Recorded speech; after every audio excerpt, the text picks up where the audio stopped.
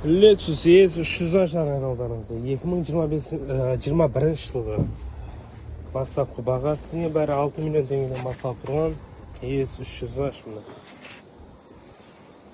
Вооружение бампер, крыло фар, лобовой сынған, а камера жетасы. Кожаный салонда, airbag рульда ашылған міне. Мультируль, подогрев обдув, климат контроль крутилары бәрі бар. Арча осындай міне төбесіне люк. Американец поберге 21.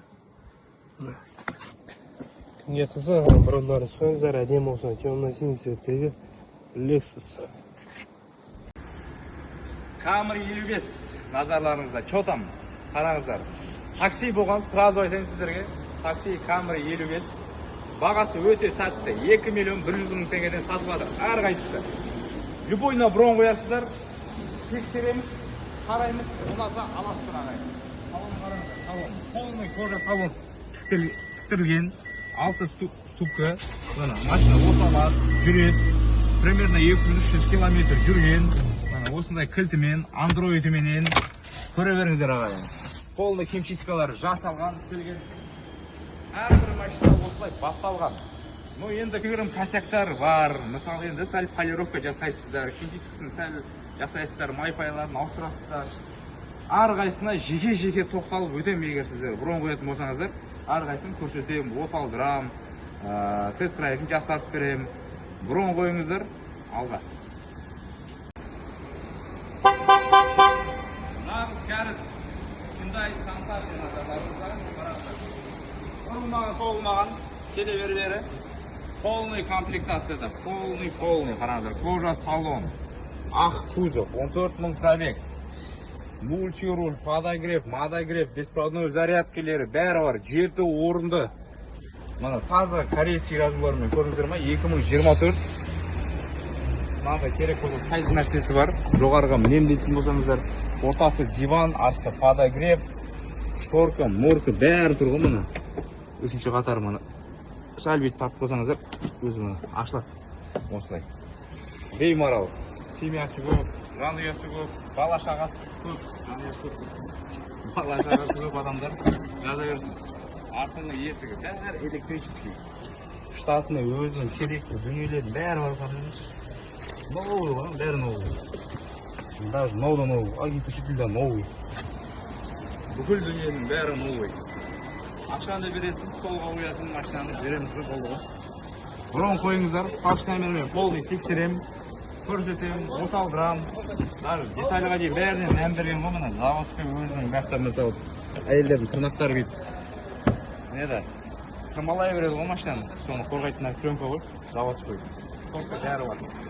Бұрын қойыңыздар, біз байланыстамыз 24-7.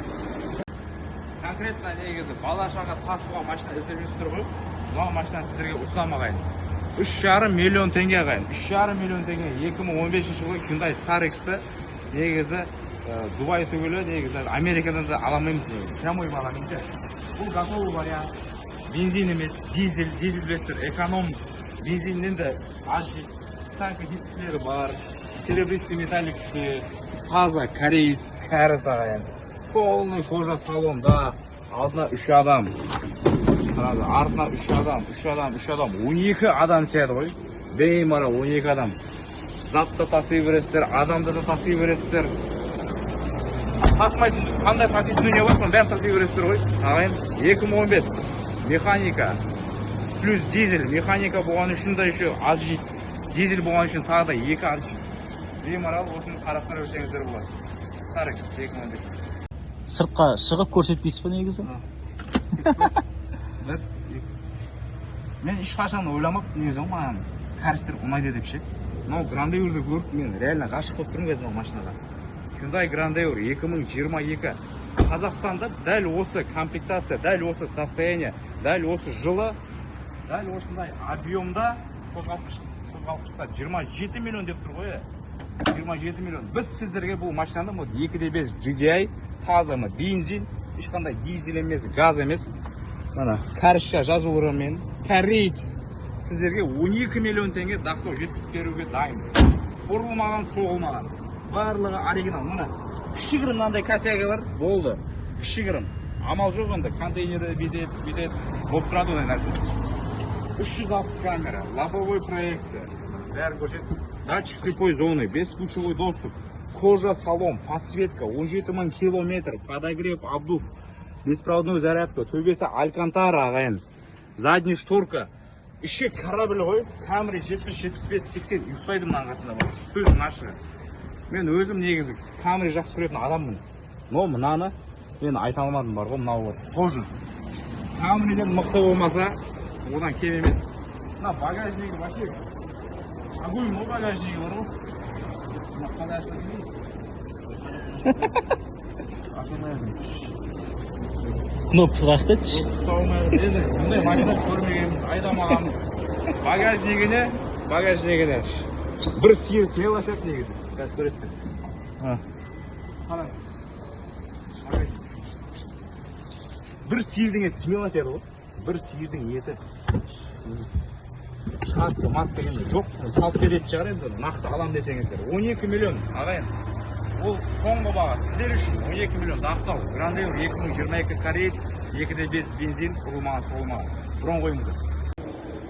2.5 гибрид сұрағандарға, мына Camry 70, арзан Camry бар ма, арзан Camry 70 бар ма дейтін ағайын жандарға, туыстарға, дос-жарыңдарға, мына сіздерге Camry 70 жасалған, істелген, полный таксиден, былайша айтқанда состояниеға айналдырған, Android қойып, осындай ставкілерін қойып, әйтеуір сәл қалпына келтіріп, пробегін айналдырып, пуш-старты бар, драйв модтары бар, автоход, электрический ручняктар бар.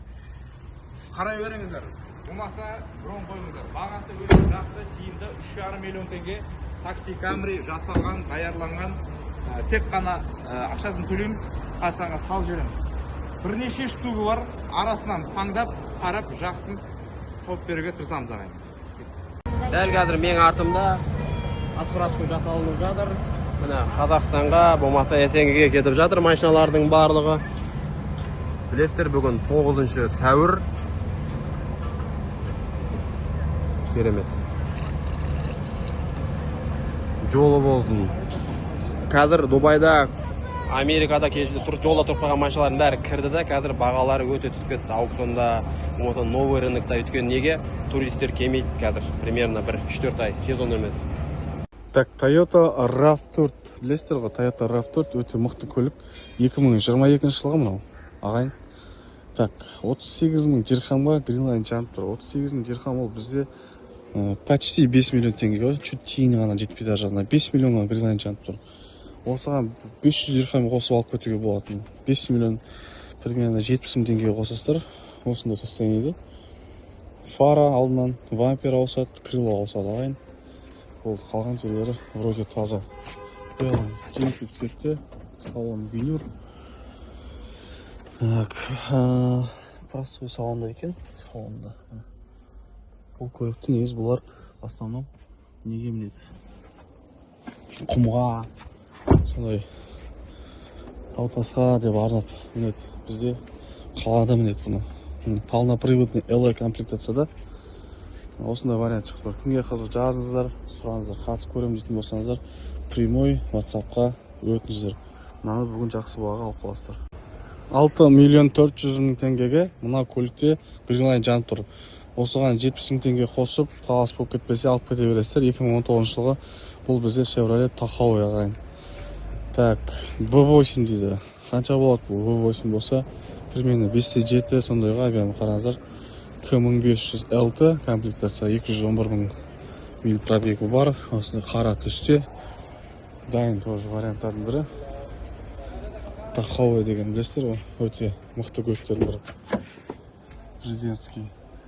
Енді жүреді в основном картриджі. 7 орын капитанская артында сиденьесі бар. Кожа состояниесі жақсы. Ішіне химчистка бересіздер. Обязательно ішінде таза. Осында бір вариант шығып тұр. Кімге қызық жазыңыздар. Қатысып көрім дейтіндеріңіз болса көріңіздер. Бұл каратыш, лонг версиясы емес, қысқа болады каратыш.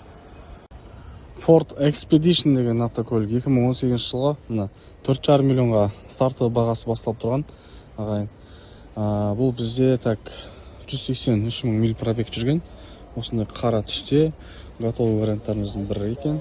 Ешқандай жұмыс талап етпейді. Зимний шинасымен тұр мұны. Грязевой ағайын. Осындай әдемі варианттардың бірі. Проекциясы бар. Так, 360 камерасы жоқ, подсветителермен. Өте үлкен көліктердің бірі. Кожа салонда. Так, мына жақтың бәрін корпустар үшін мультируль, аналог шток-прибор, төбесі полный панорамада, полный память сиденье, плавающий сиденье деген сияқты барлығы қарастырылған. Круиз контроль, климат контроль, артық жақтары. Кімге қызық жазыңыздар. Парктроник, дистроник барлығы бар екен. Датчик слепых зондары. Қатысам дейтін болсаңыздар 50 мың теңгеге небәрі бұрын қоясыздар. Көлік тексеріледі, потом барып қатысасыздар. 8 миллион 800 мыңға ана аласыздар ғой бұйырса. Ағайын қараңыздар.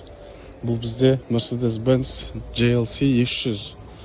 Қараңыздар, 2020 жылғы да стартовый бағасы 67 мың дирхамға басталып тұр. 99 миль пробег бар, 67 мыңға. 2-литровый бұл еще. Қараңыздар, 67 мыңға басталып тұрған баға. Осыған грилайн жанып тұр. Получается, бұл бізде 8 миллион 760 мың теңге болады. Соған тағы да үстінен 50 мың теңге, 60 мың теңге қосасыздар, машинаны сатады. Ағайын, қараңыздар. Дайын варианттан бірі. Четкий қараңыздар. Полный электропакетте, кожа салон, мультируль, электронный щиток приборларымен. Так, мына жақтан бәрін қараңыздар. Өте әдемі көлік. Төбесі полный панорамада. Арт жақтары кожа состояние бәрі өте идеальный екен. Осы машинаны бүгін мысалға алып қаласыздар. Жаңа айтқан бағаға. Ешқандай жұмысы жоқ. GLC, Mercedes S. Көрдіңіздер ғой? Дайын машина. Так что жазыңыздар, сұраңыздар. Фумайт, как положено. Полноприводный қыста да жақсы жүреді жолда. Так, бастапқы бағасы 10 миллион теңге. Алдарыңызда 2025 жылға Lexus NX 350 ағайын. Қараңыздар, 2025 су жаңа автокөлік қой. Небәрі бұл бізде 5800 ғана миль пробег жүрген. Осындай ақ, белый жемчуг цветте, повреждение осы беттен. Бір есік, бір крыло, ағайын ауысатына крыло кесіп тастаған. Шиналар заводской шинасымен тұр әлі. Есік тоже жасалынады. Есігін ашу стоит па? Жоқ, жабық екен. Airbag рульдік атқан қоңыр. Осындай әдемі салоны бар екен, кожа салоны. Төбеден потолокты қатқан екен асфальттан. Қалған жерлер таза, мына жақта запаскасы тұр. Так, вложен 360 камера. Проекциясы жоқ, қалғандар бар, төбесі төлегімен. Жазыңыздар. 15 миллион 600 мың теңгеге стартовый бағасы емес, Greenline жанып тұр ағайын мынаның. Audi Quattro дейді, 2023 Q8 мұны. Q8 мені көп келе бермейтін көлік, қараңыздар. 22 мың ғана миль пробегі бар ағайын. Мынау еще 2-литровый Twin Power Turbo 23 Q8 мұны, 119 мың дирхам. Greenline-мен кеп тұр, осыған 70 мың теңге берсеңіздер, үстін қоссаңыздар, машинаны алып кетуге болады. 15 миллион 600 мың теңге передний часть повреждение ағайын. Фара ажанда крылосы бар, так, 360 камерасы бар, ескучевой достармен. И на аженде тоже көрсетем. Салон осындай болады. 2023 жылғы аудио, қазір электронный щиток приборлармен, осындай әдемі руль, бірақ airbagтар таза, атылмаған, төбесі панорамада. Арт жақтары. Кімге қызық, жазыңыздар, сұраңыздар. Жасап алып мінем дейтін болсаңыздар. Мына жерде бір крыло жасап жіберетін аккуратно. И вампер ауысады.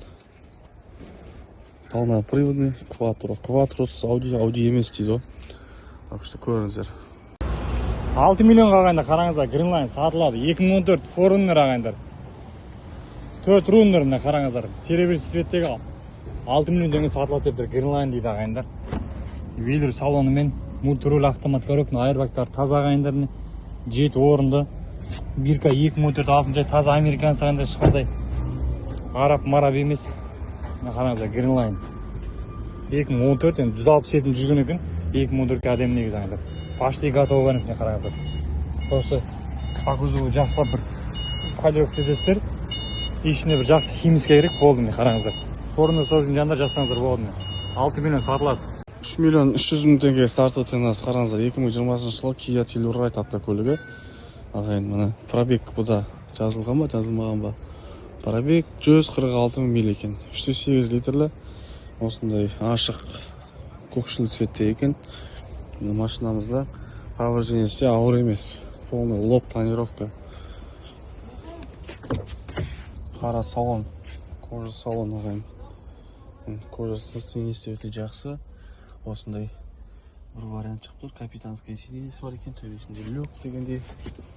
Мына жерден крышкасын аластыр. S комплектация. Осы ғана повреждение. Бір есік ағайын, бір крыло. Екеуінде жасап жерге болады. Ауыстырмай.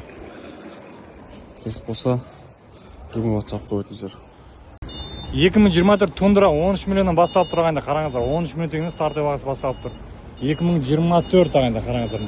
Алдыңғы жақ осы бампердің ғана повреждение болған міне қараңыздар. И мына есігінің жаны міне. 360 камерасы бар ағайындар. Серебряный цветте болсын 2024 кожа салонда. Баковый айырбаға шығған екен ағайындар, бастықтар таза. Мына ішін не істеген қопарып тастаған мұны. Мынаны арзан қалып отыр ағайындар. 2024-де бирка бойынша 24 4-ші ай ағайындар. Мынаны арзан қалып кетуге болады. Артына жапқышымен полный таза. Осы беттен соққы болған екен, сырылған, пырылған. Тундра сұрап жүрген ағайындар. Арзан тундра керек па ағайындар, қараңыздар. Аукционға келді, арзан тундра. Мынаны арзан қалып кетуге болады өйткені. Акузовы біраз жұмыстары бар. 53 мың ғана жүрген, қараңыздар, 2024. 3 миллион 700 мың теңге стартовый ценасы қараңыздар. Алдарыңызда 2018 Mercedes-Benz GLC 300 міне. Әйел кісілерге арналған бұл кроссовер ғой Mercedes-тің негізі. Бірақ енді ер адамдарға да стоит мінеге болатын көліктердің бірі. Мына осы жақтардың бәрі тап-таза екен. Бұның повреждениесі арғы жақтан. Осындай салоны бар әдемі. Ағайын осындай четкий салонымен. Төбесінің бәрі панорамада.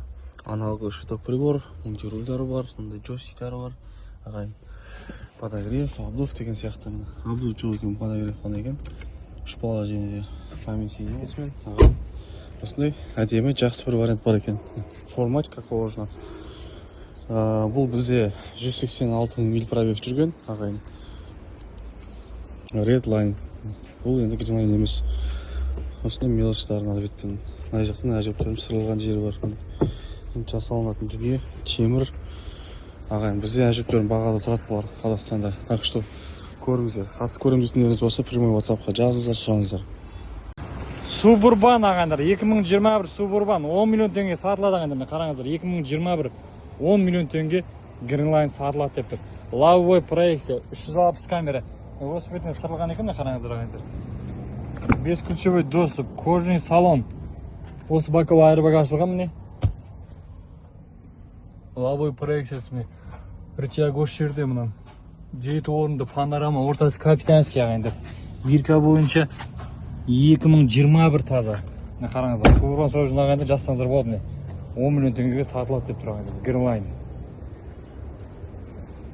Көліктің бас жақтарында тап-таза ағайындар. Минимальный повреждение дейді. Осыны тастаршы жазыңыздар. Suburban 3,5 миллионнан басталып тұр ағайындар. BMW X5 2015 қараңыздар. 3,5 миллион теңгеден стартовый ценасы басталып тұр, қараңыздар. Готовый вариант 2015 жылғы. 29 миллион, 3,5 миллион теңге ағайындар. X-Stripe. Көлік ағайындар. Полный готовый міне. Полный готовый ағайындар. Таза машина. Бесключевой доступ бар. Кожаный салон полный. Память сиденье, плавиш сиденьесі. Полный электропакет, мультирулі бар. Лобовой проекциясы бар ағайындар. Арзан бойын сұраған жандар жазсаңыздар болады. Полный панорама, жылы ескі болмен жағдайы әдемі BMW X5 ағайындар. X-Stripe 50i дейді ағайындар, қараңыздар. Так, қараңыздар, шок сценада, шок бағада. Немесе керемет бағада, ағайын керемет көлік қараңыздар. GMC Yukon 2015. Осындай үлкен көлікке қызығатын братандар бар ма? Ағалар, көріңіздер мына машинаны қараңыздар. 5 миллион теңгеге Greenline жанып тұр. 5 миллион 70 мың теңге қосасыздар, 5 миллионға алып кетуге болады. Міне 196 мың миль пробег, 38.500 дирхамға Greenline жанып тұр. 2015 жылғы юг мына ағайын. Қап-қара осындай әдемі цветте. Лобовой проекциясы бар. Мына 360 камерасы жоқ па не? Бұл берген жоқ екен өкінішке орай. Ағай, мынандай көлікті білесіздер, бізде мықты ағаларымыз мінеді. Мына енді кішкене химчисткасы керек болып тұр екен. Төбесінде осындай люгі бар екен. Үлкен осындай бардачогы бар. Жақсы апшын химчисткасын бересіздер. Кожа мозасын майлап кішкене реттеп қою керек.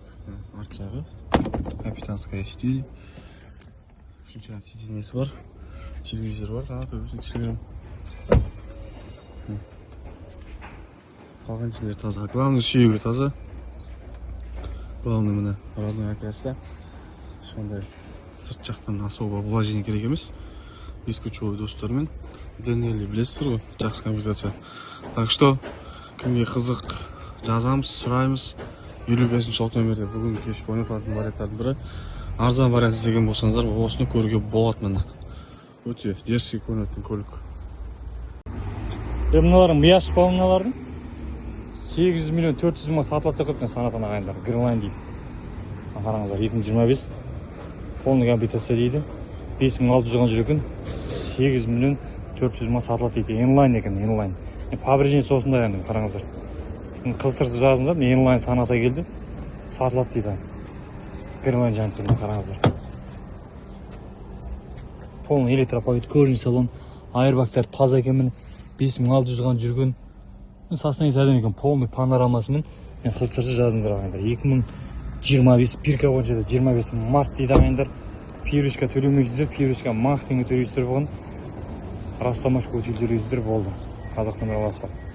Екінші лот нөмірде аукционның басында болады. Ортаға шығады. 500 дирхам қосасыздар да 64 мың дирхамға алып келесіздер ғой. Міне ағайындар, камера керек па? Алдыңғы аукционға бір салған мен. Greenline жағып шығарып, ешкім алмаған. Бүгін тағы Greenline жағып 2020 ағайындар, қараңыздар міне. 2020. Повреждение осы жерден ағайындар. Яғни есігі 2020 Camry 31.500 дирхам Greenline дейді. Ол дегеніміз 4 миллион 120 мың теңге ағайындар. Үстінде 20 мың теңге қосасыздар 4 миллион 200 аласыздар ғой міне. Қараңыздар міне. Camry 70 ағайындар. Кожаный салон. Мультурел автомат коробкасының айрбактары ашылмаған, тап-таза бәрін өзіндікі өндірістік ағайындар. Бирка 2019-11 ай. Қызықтырса жазыңыздар міне қараңыздар. Осыны Camry 75 ағайындар. 12,5 миллион теңгеге сатылады дейді Greenline ағайындар, қараңыздар. Ford Bronco 2025 ағайындар. Повреждениесі бар екен міне қараңыздар. Фарасы кеткен, крылосы, бампері кеткен, осы бетіне соққы болған екен. Бірақ стойк бәрі аман, қараңыздар Greenline. 8800 жүрген 2025 ағайындар. Екі есігі дауысады, алдың есігінде оригинал есігі тұр екен. Бұнда алып тастау керек, дубликат жасау керек дегенсіз бе? Міне. Екі есігі ауысады ағайындар. Осы жақтан соққы болған. Ford Bronco 2025 грязевой резиналарымен 5 ключевой доступ, кожаный салонда, рөлдің айырбағы, екі боковой айырбағы ашылған. Тура Wrangler сияқты бұл да жол талғанмайды, үй төбесі бәрі ашылады ағайындар, қараңыздар міне. Әдемі вариант, толық жетекті, қызықтырса жазыңыздар, 2025 ағайындар. 5 миллион 50 мың теңге ағайындар, қараңыздар, Greenline сатылады. 5 миллион 50 мың теңгеге Wrangler сатылады. 2020 ағайындар, қараңыздар міне. Wrangler сөзін ағайындар, толық жетекті Greenline жанып тұр, 38 мың дирхам дейді, 5 миллион 50 мың теңге ол дегеніміз ағайындар. Үстіне 50 мың теңге қосасыздар, 5 миллион 100 мың аласыздар ағайындар. Почти готовый вариант, полный ағайындар. Көліктің ішіне келетін болсақ, бейлі салонда жақсылап бір химчистка жасау керек ішінен де. Әдемілеп бір жерге айдаған сияқты. Ешқандай айырбактар ашылмаған, тап-таза. Бирка бойынша 2019-10 ай дейді. Көлік қызықтырса жазыңыздар, қараңыздар, Wrangler. Жол талғанмайтын Wrangler ағайындар. Қараңыздар, 2 миллион 50 мың теңге Greenline жанып тұр ағайындар, 2 миллион 50 мың теңге. 2016 Audi A4. Үстіне 20 мың теңге қосасыздар, 2 миллион 100-ге аласыз ағайындар. Почти готовый вариант. S-Line деген комплектциясы ағайындар. Боковой айнасы ғана 15 миллион дирхам бар Greenline ағайындар. Қап-қара светтегі осындай Audi A4 ағайындар, міне қараңыздар. Көлік почти полный готовый ағайындар. 5 ключевой доступы бар, люгі бар, кожасы бар, память сиденьесі бар, міне полный электропакеті бар, мультируль, автомат көрік барлығы бар, айырбактар таза. Қызықтырса жазыңыздар, жақсылап рахметіміз келсе керек болды. Міне Audi A4 2016 ағайындар. 2023 Елантрамына қараңыздар, 3,5 миллионға Greenline жанып тұрғанда сатылады ағайындар. 3,5 миллионға Greenline мен қараңыздар. 2023 26500 дирхам 3,5 миллион теңге. Үйже гибрид деген ағайындар мына. Қараңыздар, 1.6 гибрид. Таза экономичный, таза Яндекске салатын машина ғой мына. Қараңыздар, видео салонда іштен бәрі тап-таза енді. Жақсылап мойка керек болды, айырбақ ештеңесі ашылмаған. Бирга бойынша 2022 септембр дейді. Сентябрь. Осы бампер ғана ағайындар. Бамперін саласыздар, міне болды. Қызықтырса жазыңдар, готовый вариант қараңыздар, сатылады ағайындар. Так, ағайын, қараңыздар, алдарыңызда Genesis автокөлігі, білесіздер, Hyundai компаниясының осы Genesis автокөліктерін шығарып бастаған 2015 жылғы өте керемет көліктердің бірі. Қараңыздар, пробегі небәрі 161 мың жүрген, 1 миллион 500 мың теңге, 1,5 миллион теңге старты ценасы бастап тұр. Дайын варианттардың бірі. Ешқандай жұмысы жоқ, қара түсті осындай титановый дискалармен, титанкалар зор екен. Повторительдері бар, 5 ключевой доступтары бар, мына салон ағайын. Ішінде таза, ешқандай жыртылған, сырылған жерлері жоқ. Airbagтері орнында, мына ағайын. Қараңыздаршы, Genesis. Енді қанша литр болады бұлар? 3 литр ма болады негізі қателеспесем. 3,8 деп қойған, енді өтірік деп ойлаймын. Кімге керек осындай көлік жазыңыздар, сұраңыздар. Genesis іздеген болсаңыздар, мына вариантта немесе арзан қақпалам дейтін болсаңыздар, қарастырып көрсеңіздер болады. Так, 15.500 дирхам бұл бізде примерно болады, қазір айтамын. 2 миллион теңге ағайын. Қараңыздар. Santa Fe 2016 133 мың миль пробегі бар. Готовый варианттардың бірі міне. Полный химчисткасынан жасап дайындап қойған. Жұмысы жоқ. 5 ключевой доступтармен. Ағайын, қараңыздар. Кожа салонда, еще обзор подогревтармен бар ғой міне. Қараңыздар. Осындай жақсы бір вариант шығып тұр. Семейный жандарға тоже жақсы вариант міне. 7 орынды капитанская сиденьесі бар. Артында үшінші сиденьесі бар дегендей. Кімге қызық жазыңыз, осыған чуть-чуть қосып сата береді бұл аукционда.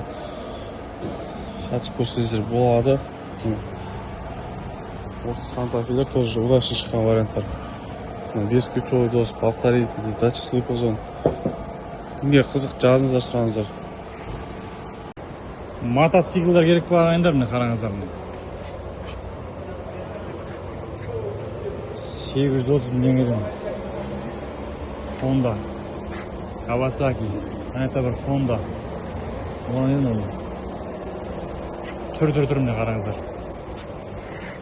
Сақстаниялар әдемі. Айналар айлан кеп тұрысты. Қараңыздар, 6500 дирхам, 8500 дирхам. Оған жайдан бастап тұр. Баға сақтан, ана 5500 дирхам дейді. 500, 600, 700, 800 теңгеден бастап тұр үшін қызықтырса жазыңдар, қараңыздар. Мотоциклдардың түр ағайындар. Бүгін аукциондар мен. Так, 6 миллион теңге стартовый бағасы қараңыздар.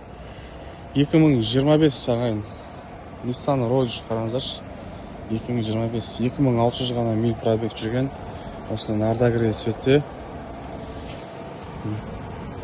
Жаңа машина. Так, кроссовер іздегендерге мынау жақсы вариант негізі. Көбісі бағалай бермейді бұл көлікті. Бірақ кәдімгідей полноприводный кроссовер ағайын қараңыздар. Жақсы жүреді жолда. Комплектациясы тоже жақсы. Есте жау екен просто. Ешқандай airbagтер атпаған, полный кожа салонда. Подогрев, обдув барлығы қарастырылған. Так что 360 камерасымен еще мынаушы, қараңыздаршы. 360 камерасымен осындай варианттарды алып қалыңыздар. Примерно осы 1-2 миллион қосып көре білсеңіздер болады ойнап.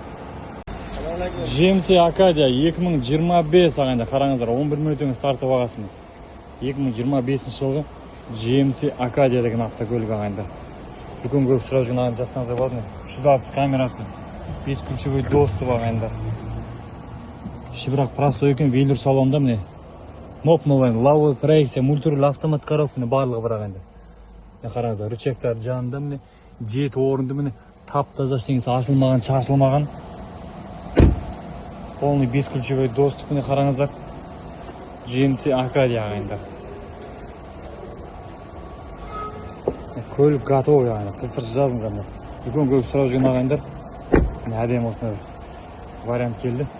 GMC Acadia 2025. Так, 3 миллион теңгеге басталып тұр. 2022 жылға K5 ағайын. Kia K5 56 мың миль пробегі бар. Осындай ақ белый жемчуг цветте екен. Повреждениесі алдыңғы жақтан болған осы жерден. Капот ауысат, крыло, вампер, лифт фарасын аластыр осы жақтан. Бұл бізде ағайын қараңыздар, весмечевой достарымен.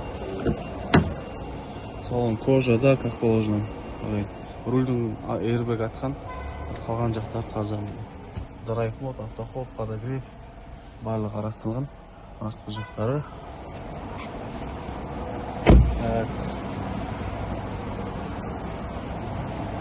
GT-Line 2022. Задний, передний камералар бар. Қызықтырса жазып сұраңыздар, қатысып көрем дейтін болсаңыздар, небәрі 50 мың теңгеге бұрын қойып қатысып көре бересіздер.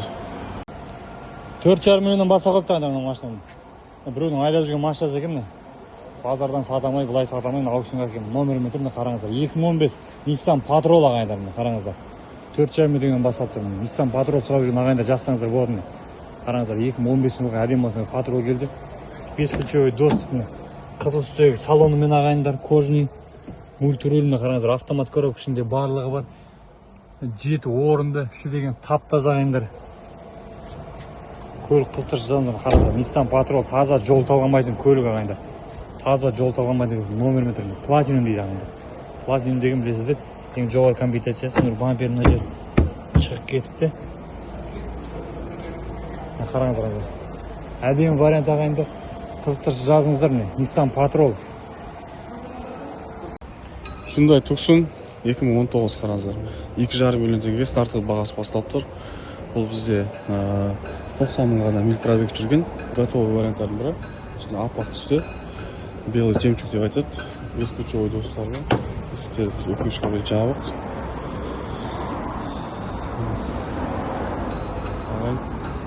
Ешқандай жұмысын жасамайсыздар. Титанның дискаларын қараңыздар. Жаңа Tucsonның дискалары тұр ғой. Кожа салонда, как положено, бәрі тонирован екен. Жабық тұр. Қызық болса жазып сұраңыздар. Қатысып көремін болса, прямой WhatsApp-қа өте бересіздер. 3,5 миллион теңгеге басталып тұр ағайын. Мынау таза енді семейный машина ғой бұл. Kia Carnival деп айтады Кореяда. Бізде Kia Sedona бұл ағайын. 2021 жылғы 61 мың ғана миль пробег. Мынандай минивендерге 61 мың пробег ол өте жақсы деп есептеймін. Ескічой достармен қараңыздар, кожа салонда. Велюр салон екен, аналоговый щиток приборда, мультируль. Қараңыздар, полный ішін бәрі тазалық, химчисткасын жасап, уже дайындап қойған. Ешқандай ашылып шашылып атқан жерлері жоқ, бәрі таза, орнында. Кімге қызық жазып сұраңыздар, семейный көлік іздеген болсаңыздар, осындай варианттарды жіберіп алмаңыздар. Дайын, шинасын состояниесі тоже өте жақсы жағдайда. Қатысып көрем дейтін болсаңыздар, WhatsApp өтіңіздер, LX, как положено. Екі жақтан да есігі электродоводчикпен ашылады. Алдында отырып аша бересіз, жаба бересіз. Комплектациялар жақсы бұлардың. Еще линзовый оптикада, противотуманниктарда барлығы орындарында. Пожалуйста, қатысып көретін дейтіндерге білесіздер, 50 мың теңге бұрын қойып, прямой WhatsApp-қа жазыңыздар, қатысып көре бересіздер. Кешке тексеріп, бәрін көрсетіп береміз. 3 миллионнан басталып тұрған енді қараңыздар. 2015 AES 300 ағайындар. F-Sport комплектация қараңыздар. Готовый вариант, аппақ цветте, қызыл түс салонымен F-Sport ағайындар. 33 мыңға жүрген 2016 екен ағайындар. Lexus AES 300 ағайындар. Қараңыздар. F-Sport комплектациясы 3 миллионнан басталып тұр. Арзан қалғы болды ағайындар. Қазір курс түсіп кеткен. аукционда адам аз. Именно осы аукцион ағайындар арзанға сатып жатыр машинаның барлығын. Қараңыздар. Шегін әп-әдемі тап-таза полный кожа, рожа барлығы бар. Экспорт комплектациясындағы AES 300 ағайындар, қызықтырса жазыңыздар мені. Холодильник Санта-Фе ағайындар, 2024 готовый вариант ағайындар. Готовый вариант. Мынаған ағайындар 8 миллион деген грлайн жағып қойыпты ағайындар, 8 миллионға. Түннің жуған екен, қарасынан су кіріпті. 8 миллион грлайн жатыр, 360 камера, бесключевой доступ, кожаный салон, память сиденья, полный электропакет, мультируль, автомат коробканы қараңыз, беспроводный заряд, пуш-старт, бәрі бар. Жеті орын, диван, панорама, ана мынау түгіл. Көлік 1К24 жылға ағайындар, перушка төлемейсіздер. 8 миллионға грлайн жанып тұр ағайындар. Қараңыздар. Үстіне 100-200 мың теңге қосып алып кетсе, біреу талас қалсын. Атак готовы ағайындар. Қараңыз, шынында ремонт нөмір сен керек емес. Май суын ауыстырасыздар, номер тағасыздар болды. 4 миллион 600 мың теңге старты бағасы болды. Қараңыздар. Kia Telluride 3.8 литрлі Kia Telluride мына 102 мың миль пробег, 2021 жылғы. Готовый, идеальный, шикарный вариант ағайын. Повторителері бар, только осы мына жерін енді кішкене болмап бүлдіріп қойыпты. Скотч топ тастапты. Қалған жерлері таза енді. Осындай мультирульмен, кожа салонмен, артында диван, үшінші ряд сиденьесі бар ағайын. Автоход, драйв мод, электронный ручник деген сияқты, беспроводная зарядка. Полный электропакетте көлігіміз. Положениесі осы артқы жақтан ғана болған ағайын. Бір вампер, бір багаж жөнделеді, бір вампер алып саластар болды. Ешқандай жұмыс жоқ басқа. 70 лот нөмірде бүгін кешкі ойнатып қояды. Қатысып көрем дейтіндеріңіз болса, прямой WhatsApp-қа өте беріңіздер. Минимен сұраған ағайындарына қараңыздар. 1 миллион 760 мың теңгеден басталып тұр мынау. Kia Sedona 2017 ағайындар, қараңыздар. Осындай көкшіл светтегі Kia Sedona автокөлігі ағайындар. 1 миллион 760 мың теңгеден басталып. LX комплектациясы 3-3 қозғалтқыш күшімен ағайындар. Полный готовый, 7 орында ағайындар. Қараңыздар. Вилюр салонда мультируль, автомат коробка. Барлығы пуш-старт жоқ енді қараңыздар. Бір капитанский сиденьесі мен 7 орын ағайындар, тап-таза готовый ағайындар. Немен сұраған жандар жазсаңыздар болады ма? 1 миллион 760 мың теңгеден басталып тұр.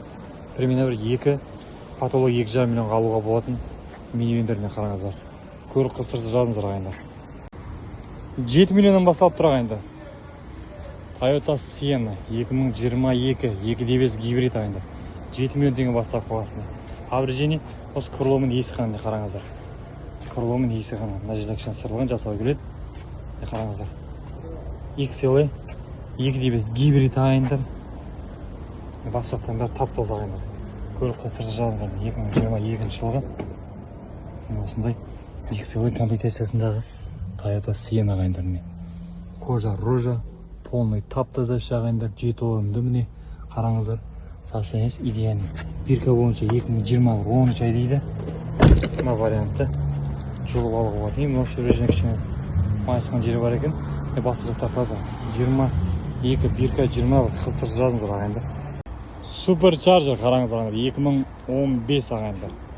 Range Rover Supercharger готовый вариант қараңыздар. 7 миллион деген басталып тұр ағайындар. Аппақ цветі белый на черном готовый вариантын қараңыздар.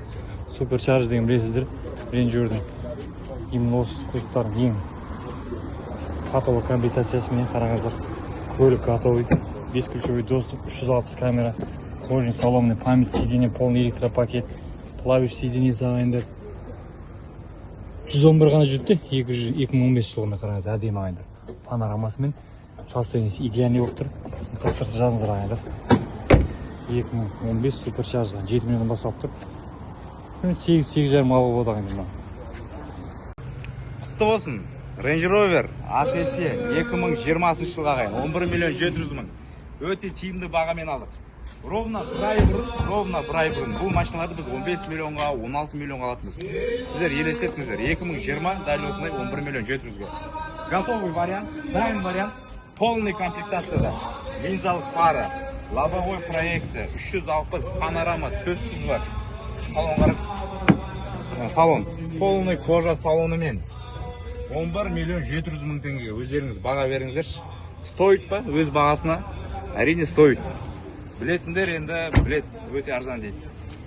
Құтты болсын, баршаларыңызға жұғысты болсын мұндай машина.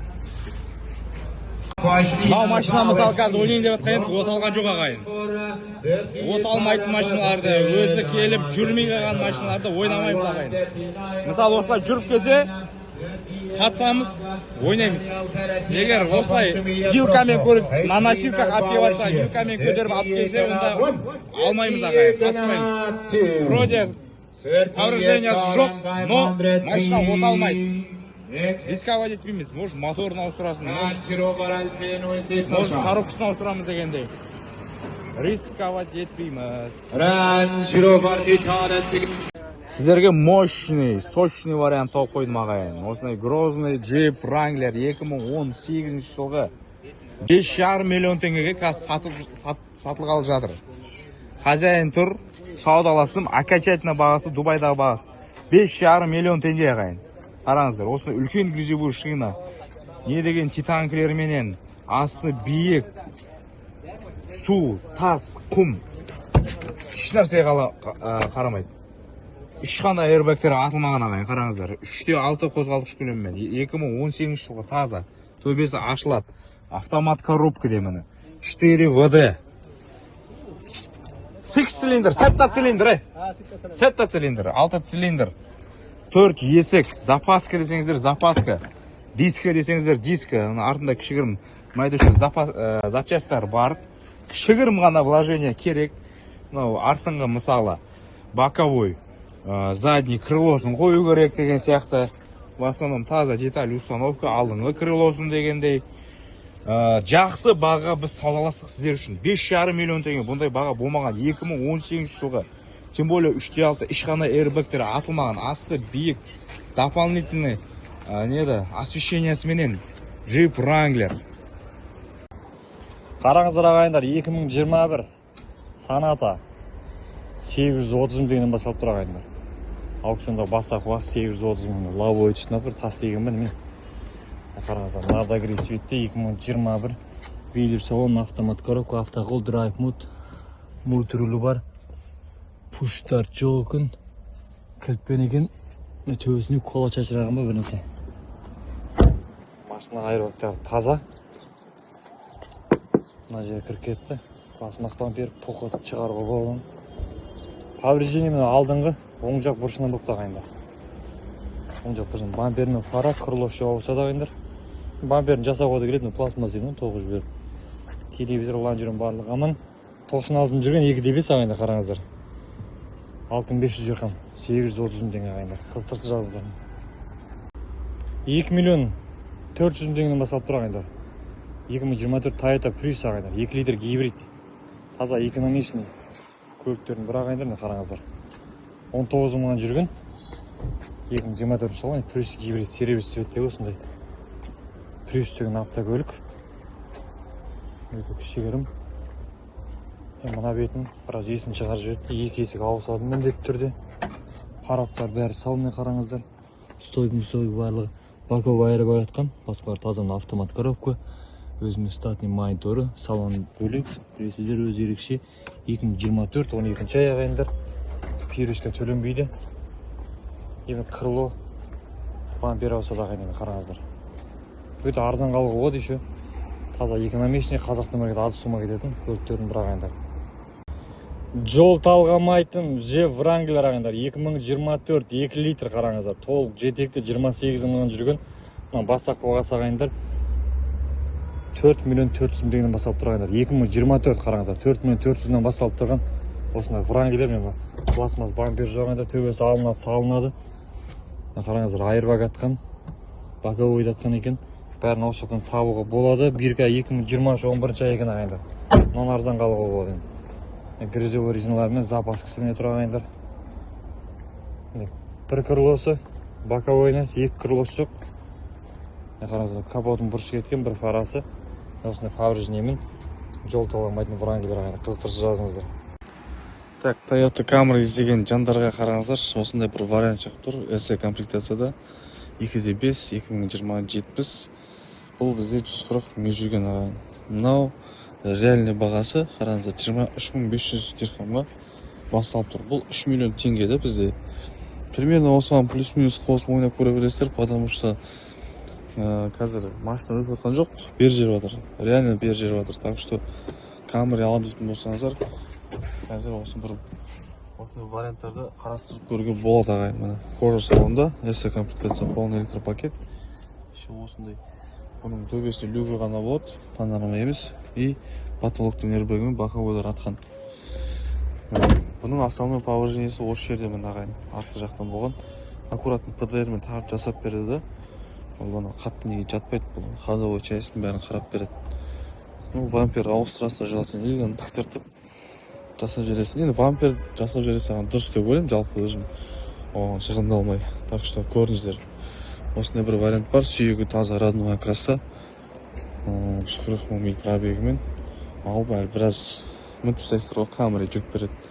Қызықтырса жазыңыздар. 11 миллионнан бастап тұр BMW 2024 ағайындар. X5 S-Drive 40i дейтін қараңыздар. Алдыңғы жағында решет түсі кеткен екен. Басжақтар сау. 9500 ға жүрген ағайындар. 3 литровый. Сервис светтегі осындай BMW X5 ағайындар. Қараңыздар. S-Drive. Көліктің нақтар тазы. Алдыңғы жағында соқпаңыз көрсетем. Бесключевой доступ, 360 камера, лобовой проекция, память сиденья, полный электропакет, клавиш сиденья, кожаный салон, мультируль, автомат коробка, пуш-старт барлығы бар ағайындар. Көліктің екі боковой airbag ашылған ағайындар. Полный панорама. Қараңыздар, көлік кожа салонда полный барлығы. Повреждение міне осы жерде крыло, бампер, фар ағайындар. Капоты жасауға келеді, қызықтырса жазыңыздар. Cadillac мұның арман деген жігіті міне қараңыздар, 2015 Cadillac ағайындар. Алтта 2 объемда лонг версиясы мына 2 миллион 300 мың теңгеден басталып тұр. Аукционда тұрғанда біраз болғандар өтпей жатыр. Қызығатын адам жоқ, себебі бұл жылы ескі. Лобовой проекциясы бар. Боковой нәсін пластмасс сыныпты. Осы беттен соққы болған мына екі есік жасауға келеді ағайындар, ручкасы. Cadillac ағайындар. Бұл жақтар жүр. Почти мусорға айналып бара жатыр. Өйткені жол ескі болғаннан кейін көп адам қызыға бермейді оған. Көлін салон, автомат коробкамен сиденьясында аэротратл кетті, 7 орынды боковой аэротратылған. Мұнан енді арзан қалуға болады. Арзан көлік сұраған ағайындар жазсаңыз болады. 139 мың жүрген екен. Cadillac ескі 2015. 4 миллионға бере салатын шығармын. Қызықтырса жазыңыздар. 830-нан бастап тұрған тағы да бір автокөлігіміз ағайындар. 2020 Kia Optima ағайындар. 2-де 4 қараңыздар. 60 мыңнан жүрген 830 мыңнан бастап тұр ағайындар. Мокрасы бар, светтегі қараңыздар. Полный панорамасымен 5 ключевой доступы бар. Кожаный салонда, память сиденья, полный электропакет, мультируль, автомат коробка барлығы бар. Подогрев сиденьесі, подогрев руля, пуш-старт қараңыздар. Көлік тап-таза, айырбашнесі ашылмаған. Төбесінде панорама. Көліктің артқы жақ бұрышынан ғана кішігірім соққы болған, міне қараңыздар. Осы жерден только бампер ауысады, мына жерін жасауға келеді. Басқа жағын бір тап-таза қараңыздар. 2-де 4 объемда осындай 66 мың жүрген екен. Қараңыздар, 6500 дирхам. Ол дегеніміз 830 мың теңге. Қызықтырса жазыңыздар, Optima ағайындар, қараңыздар. 2020. Так, осыдан 3-4 күн бұрын алдық осының готовый вариантын ағайын. 28 миллионға. Мынау 20 миллионға бастап тұр міне. 158.500 дирхам қараңыздар. 2025 X-Drive 740i 3-литровый полноприводный, еще бұл 457 миль. Әлі 1000 километрге жетпеген, 900 километрдей болып тұр. Ағайын, что там, қалай бұлай? Стоит па? Конечно, стоит. Новый машина ғой, новый машина. X-Drive, как положено, ағайын, қараңыздар, 740i 3-литровый, как раз несіде көп шықпайды. Мынандай бір вариантты жіберіп алыңыздар. Бүгін бұйырса өте аз жүрілген, ішінде андай экранның пленкаларды алынбаған, airbag'тан потолок полный и рульдік атқан ағайын. Қалған жерлер таза, электродоводчиктармен есікті ашу үшін аккумуляторлары қосылып тұру керек, бұл жақта өшіріп тастайды. Повреждение осы бір крыло, бампер фарасымен бірге аласыздар комплекте. Решеткасы таза, ауыстырасыздар болды, машина дайын. Ішіндегі жаңа airbag'тарын білесіздер, бізде арзанға жасап береді. Оригинал десеңіздер оригинал, Тайвань десеңіздер Тайвань. міне тағы да бір тәтелер қауымына Elantra N-Line қараңыздар. 2022 830 деген басталып тұр. Алдыңғы бампер ауысады не ағайындар. Бір фарасы міне қараңыздар. Қызыл светтегі 1.6 объемда 71 мың жүрген 2022 6500 дирхам, ол дегеніміз 830 мың деген ағайындар. Есіктер кішкене майысқан екен. N-Line комплектациясында қараңыздар. Артқында фарасымен бампер ағайындар. Қадокысын тексеру керек. Қараңыздар, арза көлік сұраған ағайындар, мына N-Line деген комплектация білесіздер. Патолог комплектациялардың бірі. Люк, полный электропакет, кожа салон, мультируль, автомат коробка, драйв мод, автохолд, қараңыздар, пуштат барлығы бар. Іші деген тап-таза, ешқандай айрбактар ашылмаған. Мына көлікті жібере алмаңыздар. Әйелдер қауымына өте керемет көліктердің бірі, экономичный ағайындар. Қазақ нөмірге аз ақша кетеді, Elantraға. 20 жыл нөмірде қызықтырса жазыңыздар. Tesla Model Y ағайындар, қараңыздар, 2024 толық жетекті 12 мыңнан жүрген 4 миллион бастап тұр ағайындар. 4 миллион старты бағасына қараңыздар. Перішка утиль деп басқа қатырмайсыздар. Растамаш үшін төлейсіздер. Сос кнопканы болған төлейсіздер. Қазақ нөмір аласыздар болды. Қараңыздар. Қызыл светтегі осындай Tesla Model Y. Айырбактарын бір таза жабық тұр енді. Повреждение мен кішігірім ғана. Еспен крылов жері майысқан, жасау келеді, бампер барлығын жасау кетеді. Фарасын бәрі аман міне. Тексеру керек, астын жанасып. Бастаттан бәрін төл өзін жасап беруге болады ағайындар. Осыншы бәрін түзеп, пластмас қылып бамперлері. Орнына келтіріп, осыншы алып кетсеңіздер де болады. Қызықтырса жазыңыздар, қараңыздар. 12 мыңнан жүрген Tesla Model Y ағайындар. 36 миллион теңгеге басталып тұрған, қараңыздар, алдарыңызда Range Rover ағайын. P400 SE ағайын, міне Range Rover 2025 3 литрлі 5900 ғана ми жүрген, толық жетекті. Міне қараңыздар, 5900 ғана майда ауыспаған әлі. Есік тиеді сразу міне ағайын етіп отыр. Передний бампер, крыло жасалынады өзіңкі. Болды, 360 камера, полный лобовой проекция. Есіктің несін жазуға кетіп қалған уже. Патологтан осы беттен атқан екен, airbag боковой атқан.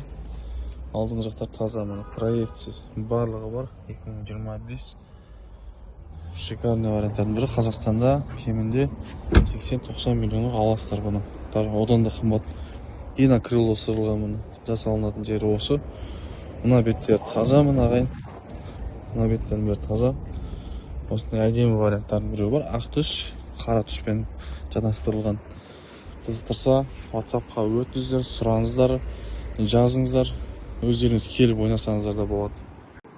Suburban өтпей тұрғаны біраз болды ағайындар. 2021 Chevrolet Suburban 6.2 объемды. Толық жетекті 66 мыңға жүрген, қараңыздар. Бұл 4 миллион 200 дегенде басақ өтті. 4 миллион 200 басақ болған. Мордасы полный таза ағайындар. Мынау еще ең жоғары комплектациясының бірі, 5 ключевой доступ, пластмастар ручкалар жоқ. Соқтың артқы жағына болған. Мына жер кішкене майысқан. Артқы бампері, фарасы керек. Арт жақтан бәрі стойкалар бәрі аман негізі көр. Көрсек, бампер келеді, бір фарасы.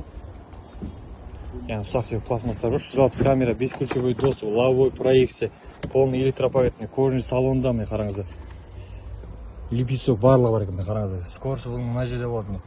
Состояниесі идеально, артында монитормен, міне қараңыздар. 7 орынды, енді ең артында сигналдар жоқ екен. Несін алып тастағанды түсінбедік. Бұяқта запчастардан, Suburban запчастар өте көп. Панорамасымен, арғы жақ боковой айырбаг ашылған ағайындар. Оның бәрі орнына келеді, оригинал салынады ағайындар. Оригинал айырбактар бұяқта копейк тұрады. Қызықтырса жазыңдар, Suburban ағайындар. 3 миллион теңгеге басалып тұр, қараңыздар, алдарыңызда Subaru ағайын. Forester Limited комплектация 2025 2.5 литрлі 5000 ғана миль пробегі бар. Осындай қара түсті екен. Subaru Forester енді білесіздер, толық жетекті болады. Бұл көлікті мінгендер біледі кайфын. Енді передний часть мына жерде молдингтары бар, жасалынатын, алынатын. И основной положение осы есік. Артқы есік ауысады, алдыңғы есік жасалынады.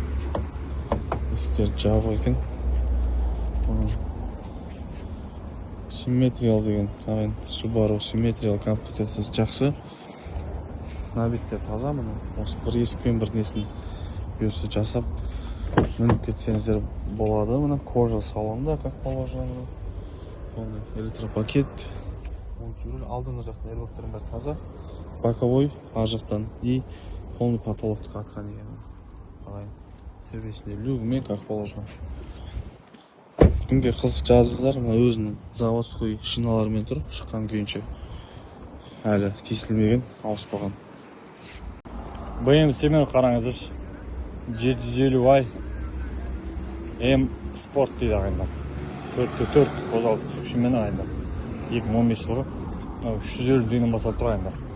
160 жүріп саптен 2015 4500 жүрген. Бесключевой доступ, люк бар ағайындар мен көлік. М пакетте готовый көлік ағайындар, готовый. Бесключевой доступ бар, кожаный салоны бар міне. Ішінде жақсы химический керек, мына кожаларын жақсылап освеждейту керек. Басқасының бәрі бар. Шын айырбақ маркеттер ашылмаған, лавовый проекциядан бар. Бетіне шаптақ болғандар ашылып кеткен. Атақ мына көлік жақсы жағдай. Аны алып кетіп запчасқа басаңыздар да болады, запчасқа да. Так, қараңыздар, 2,5 миллионға стартовый ценасы ағайын басталып тұр. 2021 Hyundai Santa Fe, Sonata Fe деп му. 2,5 литрлі передний привод екен. 96 000 миль пробег ағайын. Хаяз машина. Осы Дубайда айдалған. Точнее, ұрылмаған, соғылмаған. Осындай жақсы бір вариант бар екен. Кімге қызық, жазып сұрай беріңіздер. Бұл көліктерге хоп қоспайды. Үстінен аукцион бағам беріп, бір беріп көріп, примерно үстін болады. Бір беріп көргеннен кейін өже бағаны салыстырып, жақсылап ойнап береміз. Алып берге тұрсаңыз, міне ішінде осындай кожасын қаптап қойыпты. Мультирульдарымен, аналог учеток приборларымен осындай әдемі вариантында кофесімен қалып кетті ішіндегі. Соң алып кеткен кезде ішкен сияқты ғой. Осыны темный синий цвет ағайын. Жақсы варианттардың бірі бүгінге. Жібер болмаңыздар, Sonata іздеп жүрген болсаңыздар. Мынаны қатысып ойнап көрсеңіздер болады. Бананында тұрғанда біраз болды қазір. Банан қызғатын жақтар жоқ қазір. 2015 қараңыз, CLS 400 ағайындар. 4 матик, 3 литровый, толық жетекті 113 мың жүрген 3 миллион теңгеден басталып тұр ағайындар. 3 миллион теңгеден. Астының бамперінің ана хром ғана жоқ. Қоңыр цветті. Не очень демесеңіздер. Банан.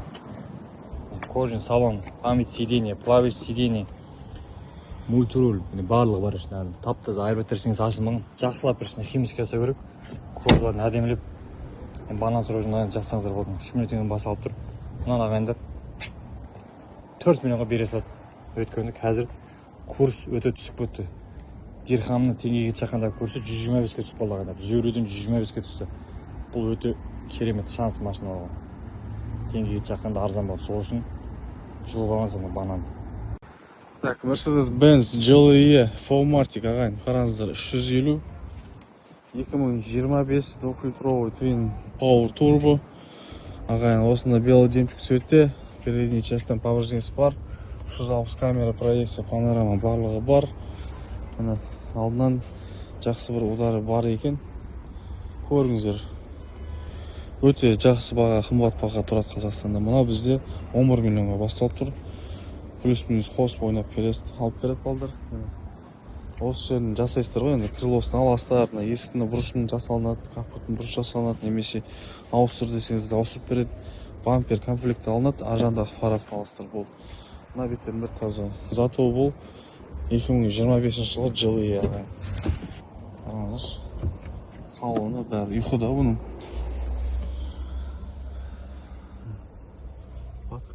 Потолок тап-таза, кожа таза. Airbag'терінен только рульдік ғана атқан. Кімге қызық, жазыңыздар, сұраңыздар. GLE іздеп жүрген жандар болса, 5600 ғана пробег. 4MATIC, полноприводный. BM сүйер ағайын қараңыздар. F15 кузовтағы 2017 жылғы 3 литровый BMW ағайындар. X5 87 мыңнан жүрген. Бастапқы бағасы 2 миллион 200 ғана басталып тұр. 2 миллион 200-ден басталып тұр. Стартовый сомасы. 5 ключевой доступ, кожаный салонда рөлмен астын қайырып айтқан ағайындар. Лавовый проекциясы бар, мультируль автомат көріп, пуш-старт байлығымен қараңыздар. Ішінде біраз заттар жатыр.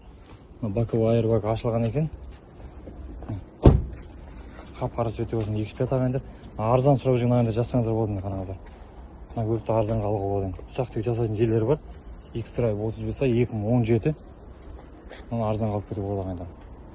Көлік қысыр жазыңдар. Енді ұсақ түйек жұмыстар бар, примерно 400-500 мың кететін шығар. Так басқаттарында таза.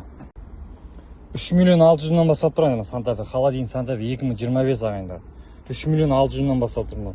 Қазір курс төмендегенде байланысты мынаны арзан сомаға алып кетуге болады. Ортаңғы фарасы жоқ ағайындар. Алдыңғы жағынан бас жақтар таза, молниктары жоқ. 14 мыңға жүрген 2.5 объемда 2025 3 миллион 600 мың теңге ағайындар. 5 ключевой доступта, бірақ соққы артқы жағынан болған ағайындар. Артқы жағынан соққы болған.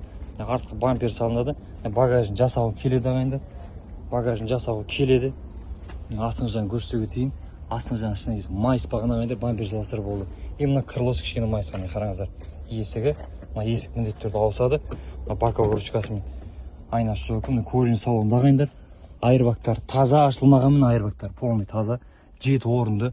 Өте керемет машинаның бір ағайындар. Бирка бойынша 24-9 екен, пирушка төлемейсіздер. Санта-Фені арзанға алып кетуге болады ағайындар. Қазір курстың түскеніне байланысты көліктердің бағалары қатты түсіп жатыр. Себебі теңгеге шаққанда өте арзан болады. Қараңыздар, әдемі Санта-Фе ағайындар. Ардагри. 2 миллион 300 мың теңге стартовый ценасы қараңыздар. Алдыңызда Audi ағайын. Audi 2022 жылғы. Бұл бізде A3 премиум ағайын. Не дейді? Премиум 40 бірдеңе Quattro S-Tronic дейді. 2-литровый екен, полноприводный, 34 900 миль пробегі бар. Осыны белый жемчуг цветте. Жақсы. Жүретін көліктердің бірі ғой, бұл Audi деген. Салоны. Төбесінде люгі бар.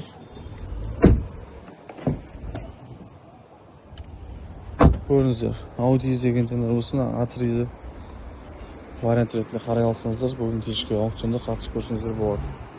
2024 каллиграфия ағайындар. 2024 полисайд каллиграфия. Каллиграфияны білесіздер, ең патолог комплектациясы ағайындар. Алдына бірінсі құлағында бірінсі ағайындар. Планжерон барлығы аман, телевизор аман ағайындар. Капот ауысады, решетка ауысады, бампер ауысады, ар жақ парасы ауысады екен. Басқалар таза, мына бетінен соғылған енді. Мынаны арзанға алуға болады ағайындар, каллиграфия. Лобовой проекция, 160 камера, 5 ключевой доступ, кожаный салон ағайындар. Боковой айырбагаж шығын осы беттегі. Басқа рөлдікі басқасы таза, кожа, рожа, міне қараңыздар. Бирка 23 дейді. Подогрев, авды барлығы, пуштар, 7 орынды міне қараңыздар. Төбесі алькантара. Мына көлікті арзанға алуға болады. Мына ағайындар 3,5 миллионнан басталып тұр, 3,5 миллионнан басталып тұр. Круговой осындай желілер бар. Мұның бәрін жақсылап жасатуға болады ағайындар. Жақсылап үшін жасатуға болады. Болмаса деталь үстінігі жасатып, Қазақстанға барып өздеріңіздің касса аппараттарыңызға әдемілеп келтіртіп боятсаңыздар болады ағайындар. Қараңыздар. Енді осындай повреждениемен, бірақ каллиграфия ағайындар. Мында арзан сомаға таппайсыздар мында. Так, қараңыздар, Қыздарский Camry 2020 XSE ғой еще, XSE ағайын 2,5 литрлі ағайын осындай әдемі бір Camry кепті. 73 мың миль пробегі бар екен, 73 мың. Старты бағасы 3,5 миллион теңге ағайын, 3,5 миллион теңгеге басталып тұр. 4-4,5 мыңға қатысып көруге болады бұларға. Готовый вариант тоже. Ешқандай жұмысы жоқ. Дейін десем арчағадан бар екен. Бір вампер екен ғой болды мұны. Бір вампер аластар. Пальмарис дейді, XSE мұны. И на крыло задний частьтен аккуратно жасап шығарып береді болды. Ағайын, что там, Camry іздеп жүргендер бар ма? 9 майға әйелдеріңізге подарок етіп жүрмейсіздер ме?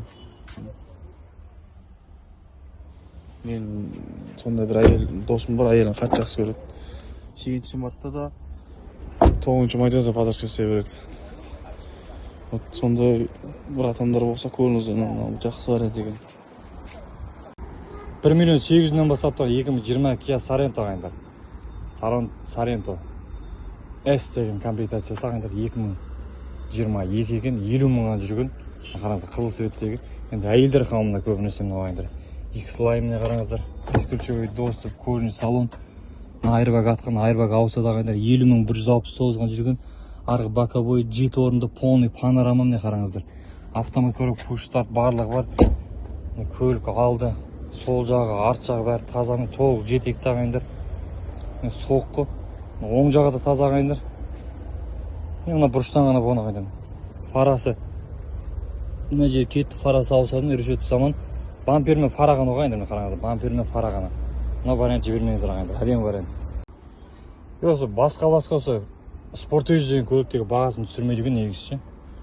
Неге қымбат жүру сонша деймін да, мына американецтар өте қымбат жүреді. Мына жанында Сорентолар, Палисай, Санта-Фелер арзан ағайындар. 2025 қараңыздар. 2.5 8 мыңнан жүрген ағайындар. 6 миллионнан басталып тұр, 6 миллионнан. 6 миллион теңгеден басталып тұр. Спорттөз не құдіреті бар ағайындар. Неге басқа қымбат жүреді бұл? Міне қараңыздар. Алды түгел таза міне. Соққына 2 есік міне қараңыздар, 2 есік. 5 ключевой доступ міне. Қызыл түстегі кожаный салонда екен. Айырбактар ашылмаған, таза ағайындар. Бергі боковой бірақ айырбақ ашылыпты ағайындар. Осында 2 есік ауысады міне. Спорттөз міне қараңыздар. 2025. Бас жақтан бір таптыз ағайындар. Көліктің ішіне кетіп болсақ міне қараңыздар. Барды осы жерде кожаный салон екен. Подогрев сиденья, автомат коробка, автоход, драйв мод, пуш старт, 8200 жүрген. Қараңыздар. Панорама, алькантара, 5 орынды. Осында бір әдемі вариант ағайындар. 2025 қызықтырса жазыңыздар. Kia Sportage. Так, 3 миллион теңгеге старт етсеңіз ағайын, что там? 3 миллионға басталып тұр мынау. Бұл бізде Mercedes-Benz GL 450 Fomatic, как положено, 4.6 литрлі. Толық жетекті екен, 195 мың пробегі бар екен ағайын. Осындай қара түсте GL. Готовый вариант, ешқандай жұмыс жоқ. Ұрылмаған, соғылмаған. Осы Дубайда жүрген көлік екен. Салоны міне осындай. Электропакетте. Көрініздер. Қызық па? Қызық болса жазыңыздар, сұраңыздар. Қачан бітін болсаңыздар, прямой WhatsApp-қа жазамыз. Так, 3 миллион 600 мың теңге старттық ценасы қараңыздар. 2024 жылғы Kia Carnival автокөлігі. Бұл бізде LX комплектацияда ағайын 2.5 емес, бұл 3.5 литрлі болады мұны. Передний частен осындай повреждениесі бар. Пробегі 31 мың ғана жүрген. Мына жерден фарасы ауысады, вампер крылы бірге ауысады. Мына жерден капот жасалынады. Алдыңғы жағынан майысқан жері бар осы жер. Олды. Қалған жерлер таза. Полный бесключевой доступтарымен. Велюр салон. Ағайын базовый комплектацияда. Yellow Express-тер базовый осындай. Ручной рульден астыңғы жақ airbag-тар атқан. Задний капитанский сиденье, үшінші сиденьесі бар. Кімге қызық, қарап көрем дейтін болсаңыздар, мына осындай арзан варианттарға Carnival'дар алып қолға болады мына. Жазыңыздар, сұраңыздар. 4,5 миллион бастапты GT Line ағайдар. Kia Capiat GT Line 2025 55 мыңға жүрген, 5500 жүрген ағайдар. 5500 жүрген нарда агрессиветтегі 2025 жылы Kia Capiat GT Line 2.5 толық жетекті 5579 жүрген ағайындар. Не, қараңыздар. 5 ключевой доступ, нардагри, панорама ағайындар, GT Line 25. Повреждениемді бір есік ауысадым, сразу өте 5 ключевой доступ, кожаный салонда, рөлдің айырбақ атқан, басқа айырбақта таза мына қараңыздар, панорама. Состояние идеальный, кожалары, GT Line'ның кожалары бөлек болады мен. Каллиграфия, полиция сияқты олар бөлек. Қараңыздар, есік, фара, бампер ағайында крылосын жасау керек, болмаса ауыстырыңыз болады. Жарықтық мына легендан қараңыздар шағында. Легенда кепті бүгін. 740 ай дейді. 98 жылға. BMW сүйер ағай, міне қараңыздар. Легенда керек бағайындар. Қазақстан бірінсе кіргізуге болады негіз. Конкретіне ойнап алсаңыздар, мен кіргіземіз бірінсе. 4-4 ағайындар. 100 мыңға жүрген, 104 мыңға жүрген екен. 98, 740 ай. 20 500 дирхам дейді. Примерно 1 850 теңгеден басталып тұрғандар. 1 800 басталып тұрғандар. Легендан қараңыздар шағында. Бұйымы қызығатын, ескі көліктері қызығатын жандар жазыңыздар, қараңыздар. Тіпті болса айдап кетесіздер мектен, айдап кетуге де болды. Состояниесі масқара екен мен. Пластмасын салмақ ауыр бір отығын шығарып жүріпті. Қараңыздар, автомат коробка. Полный өзінің родной тұғы барлығы. Состояниесі идеальный. Люк, кожа, можа. Есіктегі масқарадан. Қараңыздар. Легенда керек бағайында жазыңыздар. 18 миллионнан бастап тұр ағайындар. Mercedes-Benz GLS 450 4 ағайындар. 2024 первичка төлемейсіздер, 3 литровый қазақ нөмірге аз ақша кетеді. Тол жетекті 10 мың ғана жүрген ағайындар. Қараңыздар. Қазақстанда ағайындар 60 миллионнан кемде кем жоқ. 360 камера, 5 ключевой доступ. Көрді қараңыздар не. Енді артқы жағынан соқ қойған екен. Багаж ауысады. Бампер ауысады ағайындар. Багаждағында бір фарасы ауысады, мына фарасы сау. Мына жерін жасауға келеді ағайындар. Аям жүйесінің титанкісімен. Кожаный салон, артының өзінде өзінің чеки плавиш сиденьесі бар. Капитанский сиденье мына қараңыздар. 7 орынды міне, панорама. Бөлек өзінің климат контроль ағайындар.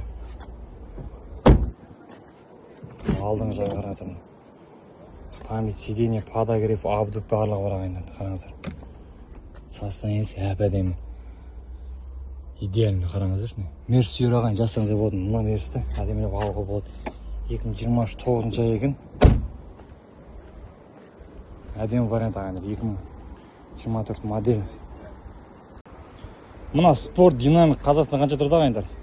2025 Range Rover спорт динамик 3 литровый толық жетекті 7500 ғана жүрген. Мына жерде 30 миллион баса қойыпты қараңыздар. Қап-қара Range Rover'ды 30 миллион баса қойыпты. 7559 мил жүрген 3 литровый 360 камера. Мынандай матовый ма қандай свет? Қараңыздар. Range Rover спорт динамик дейді. Майысқан жерлері бар, мына подкреніне керек екен. 5 ключевой доступны. Салонын қарасаңыздар. Салон деген өте керемет, ерекше, панорама. Качествосынан, кожасының качествосы, лепесток, лавовая проекция. Полный сенсор екен. Пуштап, муштап барлығы бар. Айырбақтар таза ағайындар. Қараңыздар. Повреждение міне өз повреждение болған міне. Телевизор, лаунжердің барлығы аман ағайындар. Орнына келеді бампері, фара саласыздар. Ұсақтық жұмыстары бар, болды мен. Қыстырсы жазыңыздар. Range Rover спорт динамик. 6 миллион теңге қараңыздар. Алдарыңызда 2025 жылы Kia Sorento SX комплектация ағайын 2.5 литрлі. 16 мың ғана миль пробегі бар. Осындай әдемі вариант 2025 жылы. Повреждение осы бетте міне бір есік, екі есік екен. Артық есік жасап бересіздер. 360 камерасы бар. Ойбай, мына есік қойнап болды. Потолок, боковой airbag, атқан передний частар таза міне. Ағайын кожа салон, обдув, подогрев, барлығы бар. Төбесі полный панорамада. Есігін енді ауыстырасыздар. Майысып кеткен. Тоже артынан атқан капитанский сиденьесі бар. 360 камерасымен, осындай панорамасымен жақсы бір варианттардың біреуі осы Kia ағайын Sorento болып тұр. Мына беттердің бәрі таза. Көріңіздер, семейный көлік, 7 орынды. Қызықтырса жазыңыздар, сұраңыздар. Қатысып көремін дейтіндеріңіз болса, прямой WhatsApp-қа жазып беріңіздер. 7,5 миллионнан бастап тұр. Nardagray BMW 2024 i4 M50 ағайдар. М пакетіне қараңыздар. Nardagray М пакет. 7,5 бастап тұр. Қазақстанда 2024 тұр. Жоқ дегенде 40-45 миллион тұрады шығар ағайдар. 7,5 миллионнан бастап тұр. Капот, фара, бампер ауысады. Крылосы сау. Лонжерон, телевизор барлығы аман ағайдар. Лавовая проекция. Панорама, 5 ключевой доступ, 360 камера. Кожаный салон, рөлдің айырбағымен осы боковой айырбақтан екен міне қараңыздар. i4 ағайындар. Салон деген өте керемет, байымын білесіздер. М пакет көші ағайындар. М пакет. Қараңыздар. М50 дейді ағайындар. Полный 5 ключевой доступ, 360 камера барлығы бар. 10.300 ғана жүрген ағайындар. 10.300 ғана жүрген. Қызықтырса жазыңыздар. 3,5 миллион теңге ағайын. Мына стартовый ценасы қараңыздар. 27.500 дирхамға басылып тұр. Ford Explorer XLT 2.3 литрлі 100 мың пробегі бар. Осындай қара түсте. Бұл көлікті орыс пираттар жақсы еді. Біздің қазақ екендердің арасында осы неликвидке қызығатын кісілер бар. Көріңіздер ме вариант ретінде. Жақсы бар. Американский көлік. Şimdi olsa 7 орын, төбесіне потолок полный атқан, airbag боковой атқан. потому что бұның жанынан боковой повреждениесі бар міне. Крыло бір есік. Пожалуйста, қатсам дейтіндеріңіз болса, WhatsApp-қа жаза беріңіздер. 3 миллион теңге, қараңыздар. 2024 Ford Mustang ағайын. 2-де 3 литрлі, задний привод 28 миль пробег бар. Осындай ақ түсте бір есікті болады, бұлар білесіздер. Ішкі состояниесі осындай, электронный щиток приборлармен. Ағайын. Автомат коробка, видео салон. Осындай өте үлкен есігі бар. Арт жақтан стопкасын алып салу керек. Повреждение осы бұрыштан болған. Жасалынады, немесе алсады. Қалған жерлер таза ағайын. Ford іздеп жүрген, Mustang іздеп жүрген бұратындар болса, осыны көріңіздер. 3 миллион теңге старты ценасы 2025 Hyundai Sonata ағайын, қараңыздар. 2-де 5 литрлі 28 миль пробегі бар. Осындай қара түссе, передний частьтен повреждениесі болған. Бұған енді аластарда вамперін алып саласыздар. И фара тоже сынған екен, крыло ауысады. Қараңыздар, қара түс. Видео салон. Простой комплектацияда бұл ағайын. Арт жақта таза. Осындай арзан вариант керек болса жазыңыздар. Так, 900 мың теңгеге қараңыздар, басалып тұр алдарыңызда Hyundai, бұл бізде Tucson, мұны 7,5 мың дирхам, 900 мың теңге болады. 2020 Limited Tucson 2-де 4 ағайын. Серебристый металлик цветте. Алдыңғы жақтан повреждениесі болған, мұны передний частьтен повреждениесі. Осы фара, вампер ауысады. Крылоны аккуратно жасайды. Қайтып 360 камерасы бар, полный бескучевой доступта. Кожа салон, мульти-руль ағайын. Төбе полный панорамада. Осындай әдемі вариант екен. Память сиденье плавающий несі бар, аналоговый щиток приборлармен. Қараңыздар. Кімге қызық жазыңыздар, сұраңыздар. Осындай варианттар керек болса, арзан 900 мың теңгеге Tucson. Кішкене қосып ойнап көре бересіздер. Не бәрі 1,5 миллион теңгеден басталып тұрған Toyota Sienna комплектация LA екен. 2019 қараңыздар. 2019 жылы Sienna. 1,5 миллион теңге ағайын. Готовый вариант екен. Ешқана влажение керек емес.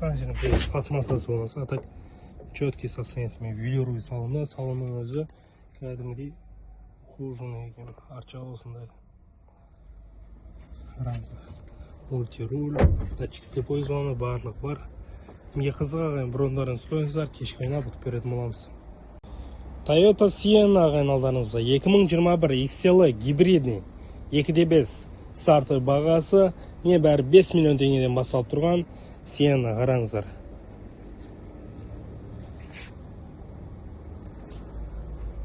Жан-жағынан барлығы таза, алдыңғы бамперде креплениелері сынған. Основной повреждение. Мына жерден кірген ғой. Осы жерден кірген. Артық бампер ауысатынан тартау керек. Салонға келсек, кожаный салонда. Push-start, мультируль, монитормен. Арча осындай ағайын. Airbagтар мына жақта ашылған. Плавающий сиденье бар. Датчик слепой зоны бар. Бампердің креплениелері сынған. Кімге қызық ағайын, брондарыңыз қойыңыздар, кешкі ойнап ұтып беретін боламыз. Пробег 100 мың жүрген екен. Mercedes GLE ағайын алдарыңызда 2020 Formatic GLE 350 полноприводный 2-литровый бастапқы бағасы не бәрі 4 миллион теңгеден басталып тұрған готовый вариант GLE десем, мына есіктен повреждениесі бар екен, қараңыздар. Есік майысқан, бірақ жөндеуге келеді. Порогты мына пластмассасы ауысады, а так есік жарайды. GLE 350 есік майысқан, жөндеуге келеді. Салонға кезек кожаный салонда, airbag мына жақтан сиденьеде мына ашылған, мультируль, пробег 71 972, климат контроль, круиз контроль, подогрев, обдув бәрі бар, арча осындай төбесі панорамный крыша. Кімге қызық ағайын, брондарыңыз қойыңыздар, жұлатындай вариант екен. Hyundai Palisade ағайын алдарыңызда 2021 жылғы 3-де 8 полноприводный каллиграф. Қараңыздар, повреждениесі осы жерде болған, крыло, бампер Там барлық жер таза. Әдемі осылай подсветка. Салонға келсек, молочный кожаный салонда, мультируль, лепесток, проекция, подогрев обдув, арчауская, капитан сиденьемен. Поберкелмен таза 20 бір. Не қызығы, брондарын қойыңыздар, бастапқы бағасы небәрі 3 миллион теңгеден басталып тұрған полисайт. Toyota Sienna комплектация L гибридный 2.5 ағайын 2021 қараңыздар. Бастапқы бағасы небәрі 5 миллион теңгеден басталып тұрған Sienna 2021. Ауыр жеңісі ана жақ бетінен болған, airbag ана жақта ашылған мына. Мультируль, мониторымен ашын. Книг контроль, ключ контроль бәрі бар. Аршағы. Ауыр жеңісін кезек. Мына жақ бетінен болған. Ошағы. Ақ есінен басып сырылған осы жерден болды. Әжір майсан, әжір ақ ес жарайды. Күнге қызығын бұрындарын соңыздар кешкені абысып көреміз. Lexus RX 350H ағайын алдарыңызда. 2.4 полноприводный бастапқы бағасы небәрі 10 миллион теңгеден басталып тұрған RX міне. Әдемі осындай серебристый цвете, пауэр жеңісі міне. Алдың ес жарайды, артқы есі на замену, пустышка. Салонға келсек.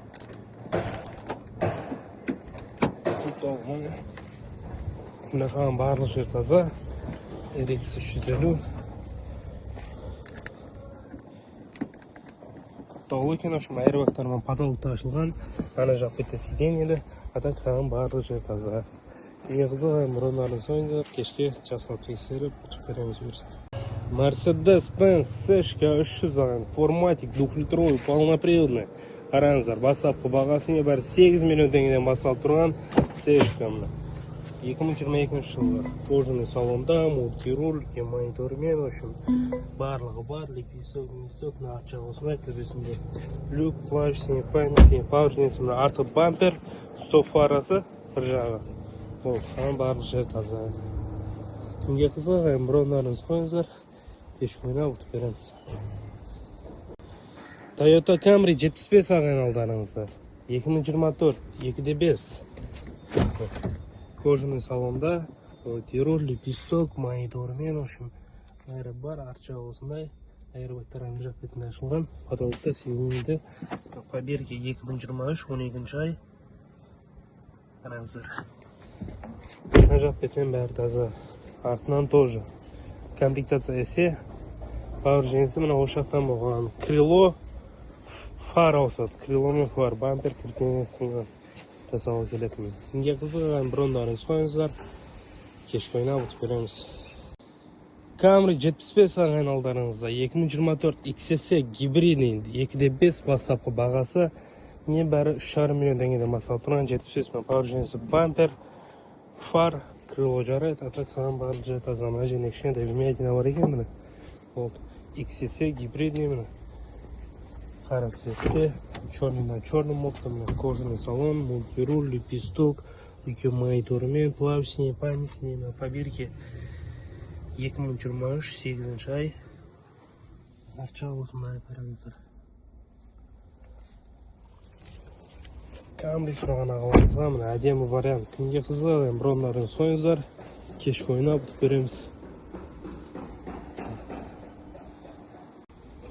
Camry 75 ағайын алдарыңызда 2023 жылғы қараңыздар. 2.5 бастапқы бағасы небәрі 4 миллион теңгеден басталып тұрған Camry 75 мың. Надо цветте, мына airbag'тан потолықта ашылған. Мультируль, лепесток, монитор бәрі бар. Airbag қандай потолықта ашылған, қан барлық жер таза.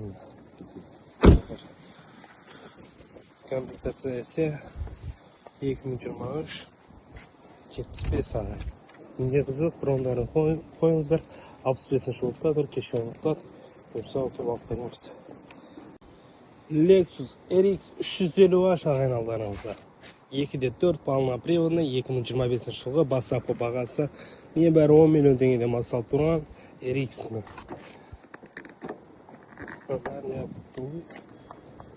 Мына жақ бетінен бәрі таза, мына қараңыз алдынан тоже пауэр жеңісіне кезек. Осы жақтан болған. Бампер жарайды, артқы есік пустышка ауысады. и пароктың пластмассасы болса тағам барлық жер таза. Әдемі болсын ақ цветтегі RX. Кімге қызығған брондарын сойыңыздар, кеш қойына ұлтып береміз. Kia K5 ағайналдарыңызда 2025 жылғы GT Line 2.5 бастапқы бағасына бәрі 3,5 миллион теңгеден басталып тұрған K5 бесключевой доступ, power женесі, алдыңғы бампер, фар, бір крыло, бір фар целый, барлық жер таза, қараңыздар. Крыло, бампер, бір фар. Кожаный салонда, мультируль, плащ синий, память синий, бәрі бар. Драйв мод, автохолд, екі монитормен, арт жағы осындай. Төбесі полный панорама, крыша по бирке 2024-12 ай. Кімге қызығын брондарын қойыңыздар. 3,5 миллион теңгеден басталып тұрған K5 2025.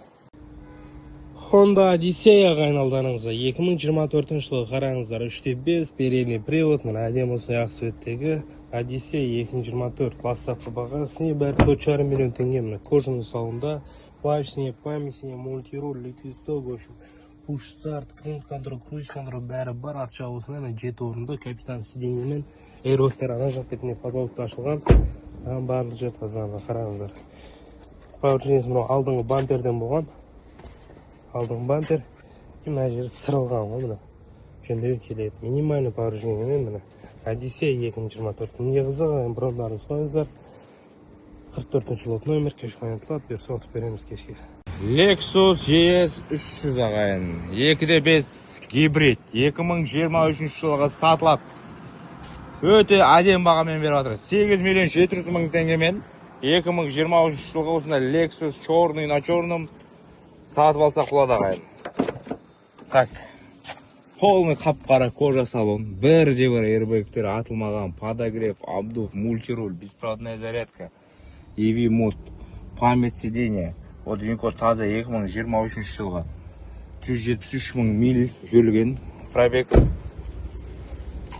2.5 гибрид 8 миллион 700 ағайын. 8 миллион 700 уже болар бағасы. Қарай беріңіздер. Машина на ходу. 2.5 гибрид, 4 цилиндр. 4 миллион 400 мың. 4 миллион 400 мың теңге. Kia Telluride іздеген жандар болса 2020 жылғы. Уже бұл стартовый ценасы емес. Бұл сіздерге сатылатын бағасы ағайын. 4 миллион 400 мың. Қарай беріңіздер. Комплектациясы да жақсы, өзі де жақсы. 5 ключевой доступ. Кожа салон, мультируль, электросиденье. 2019 по Винкоду модель 2020 люк. Так, бірде-бір airbag атылмаған. Бірде-бір подогревтері бар, пуштарттары бар, климат-контроль, драйв мод 4WD, автохолд, капитанские сиденья. Салон жақсы кен жағдай. 4 титанкілер орында.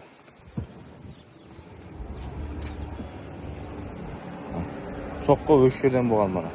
Алдыңғы крыло, ходовкасын қараймыз, есіктерін жасаймыз. Дөңгелегі ішінде бар. 5,5 миллион теңге. 5,5 миллион теңгеге S-класс 2015 қалай былай сіздерге? Сатылатын бағасы 5,5 миллион теңге. 4.7 қозғалтқыш көлемімен V8 8 цилиндр ағайын. S-класс соққысы үш жерден болған. Көріп тұрғандарыңыздай үш жерден жасаймыз, істейміз. Полный панорамада. Кожа салонымен. Ағаш руль осындай. Память сиденье. Бірде-бір airbagтері атылмаған. Винкод 14, 4 ай модель 2015 жылғы. S-класс корабль. 122 мың пробег. S550. Артқы привод. Полный барлығы электрический. S-класс. Жасайтын жерлерін жасап, дисктерін реставрация қылып, вложение ауыстыратын дүниелерін ауыстырып, 5,5 миллион теңге ағайын тұрарлық автокөлік. 5,5 миллион. Сатылады ағайын, сатылады. Бұл вариант сіздер үшін сатылады. Lexus LX 600. 2024 жылғы 20 мың пробегімен. Орылмаған, соғылмаған, тап-таза вариант. 49 миллион теңге ағайын. 49 миллион. Лобовой проекция. 360 память сиденья. Хамна дүниесі бар. Қараңыздар, кожа салон. Винкод таза 2024, японская сборка для Америки. Полный люк, автомат коробка, подогрев обдув, Марк Левинсон сөзсіз бар. Жеті орынды, ортасы диван, артқы подогрев обдувтарменен. Қараңыздар, ортасы диван, третий ряд сиденье, салон тап-таза, мін жоқ салонда. Барлық подстаканники, подстаканники, подлокотники. Бәрі тап-таза, әдемі шығып тұр салоннан. LX 600 назарларыңызда. 43 миллион теңгеге қайын. Бұл потолок цена. Потолок цена 43 миллион. F-Sport комплектацияда ұрылмаған, соғылмаған. Lexus LX 600. 3.5 Twin Turbo. Американец, вложение нет, ұрылмаған, соғылмаған. Лобовой проекция 360 камералары менен. LX 600 2023 жылғы. Қызыл қара аралас салонымен, Винкод таза 2023, японская сборка для Америки, мультируль, люк, автомат коробка, Марк Левинсон, память сиденья, артын қараңыздар, полный комплектацияда, 7 орынды, үлкен осындай Lexus. Так, ана, қараңыз беріңіздер. Range Rover Supercharged дегенге қалай қарайсыздар ағайын? Supercharged деген комплектация 5 литр ағайын. Қазақстанда өте қатты бағаланатын ренжіктердің бірі. 5-литровый 8 цилиндр 2019 жылға 11 миллион 600 мың теңгеге сатылады ағайын. Бұл уже тоже потолок, рекордный цена. Дайын вариант, готовый, жүрет на ходу. Лобовой проекция, 360 камера, барлығы бар ғой. Қап-қара кожа салонымен. Мультируль, полный панорама. Кешкенен бәрі түнде жанат, әдемі жанатналар бар ғой. Артын салондар есік жабық осында удлиненный HSE комплектациясында. HSE.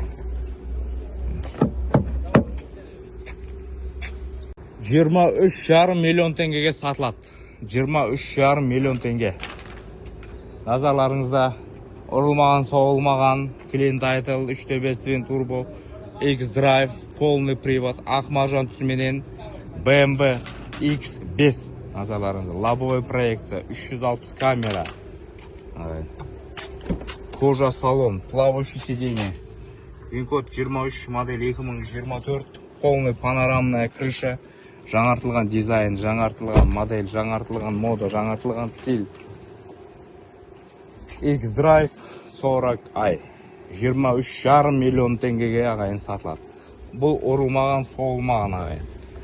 Шатастырмаңыздар, ешқандай вложение жасамайсыздар. LED оптикасымен 5,5 миллион теңгеге сатылады ағайын. Sorento 2021 4x4 полный привод 2.5 қозғалғыш көлемімен сол қапталдан соққы алған.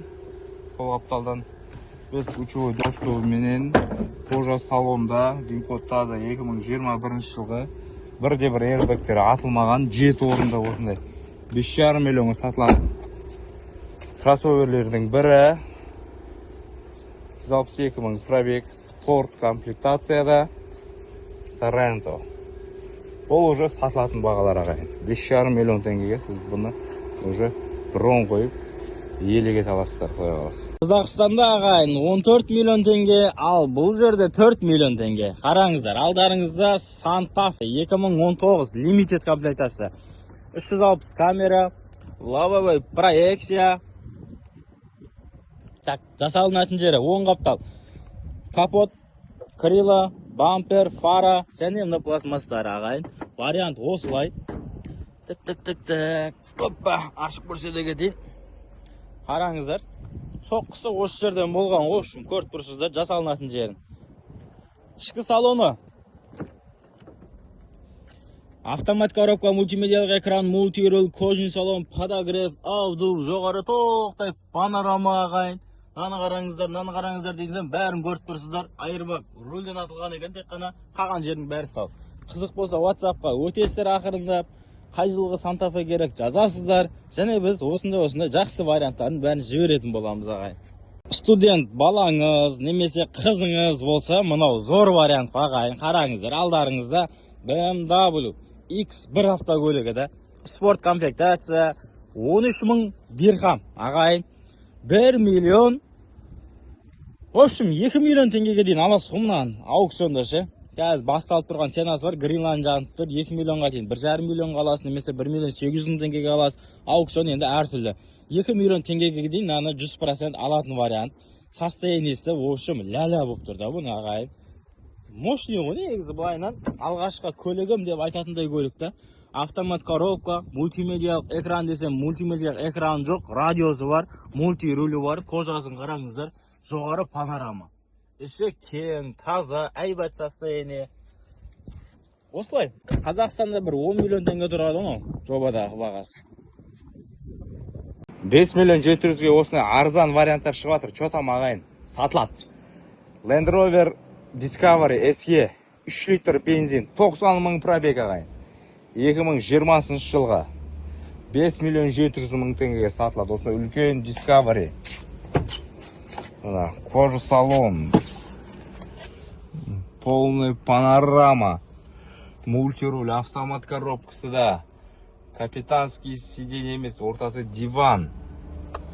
Состояние өте жақсы екен. Черный на черном.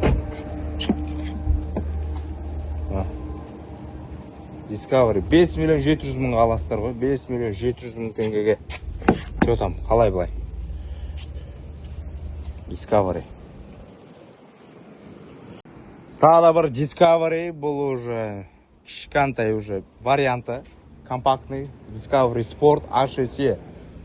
Так, сатылатын бағасы 2 миллион 200 мың теңгеге сатылады ағайын. 2 миллион 200 мың теңге 2017 жылға. Мұндай баға вообще болмаған ғой. Оны есік крыло жасайсыздар, алып тұру керек. Ешқандай airbagтер атылмаған, қап-қара кожа салонда. Ол винкод таза 2017 жылға. Көріп тұрғандарыңыздай 2 миллион 200 мың бұл потолок қой, потолок ағайын.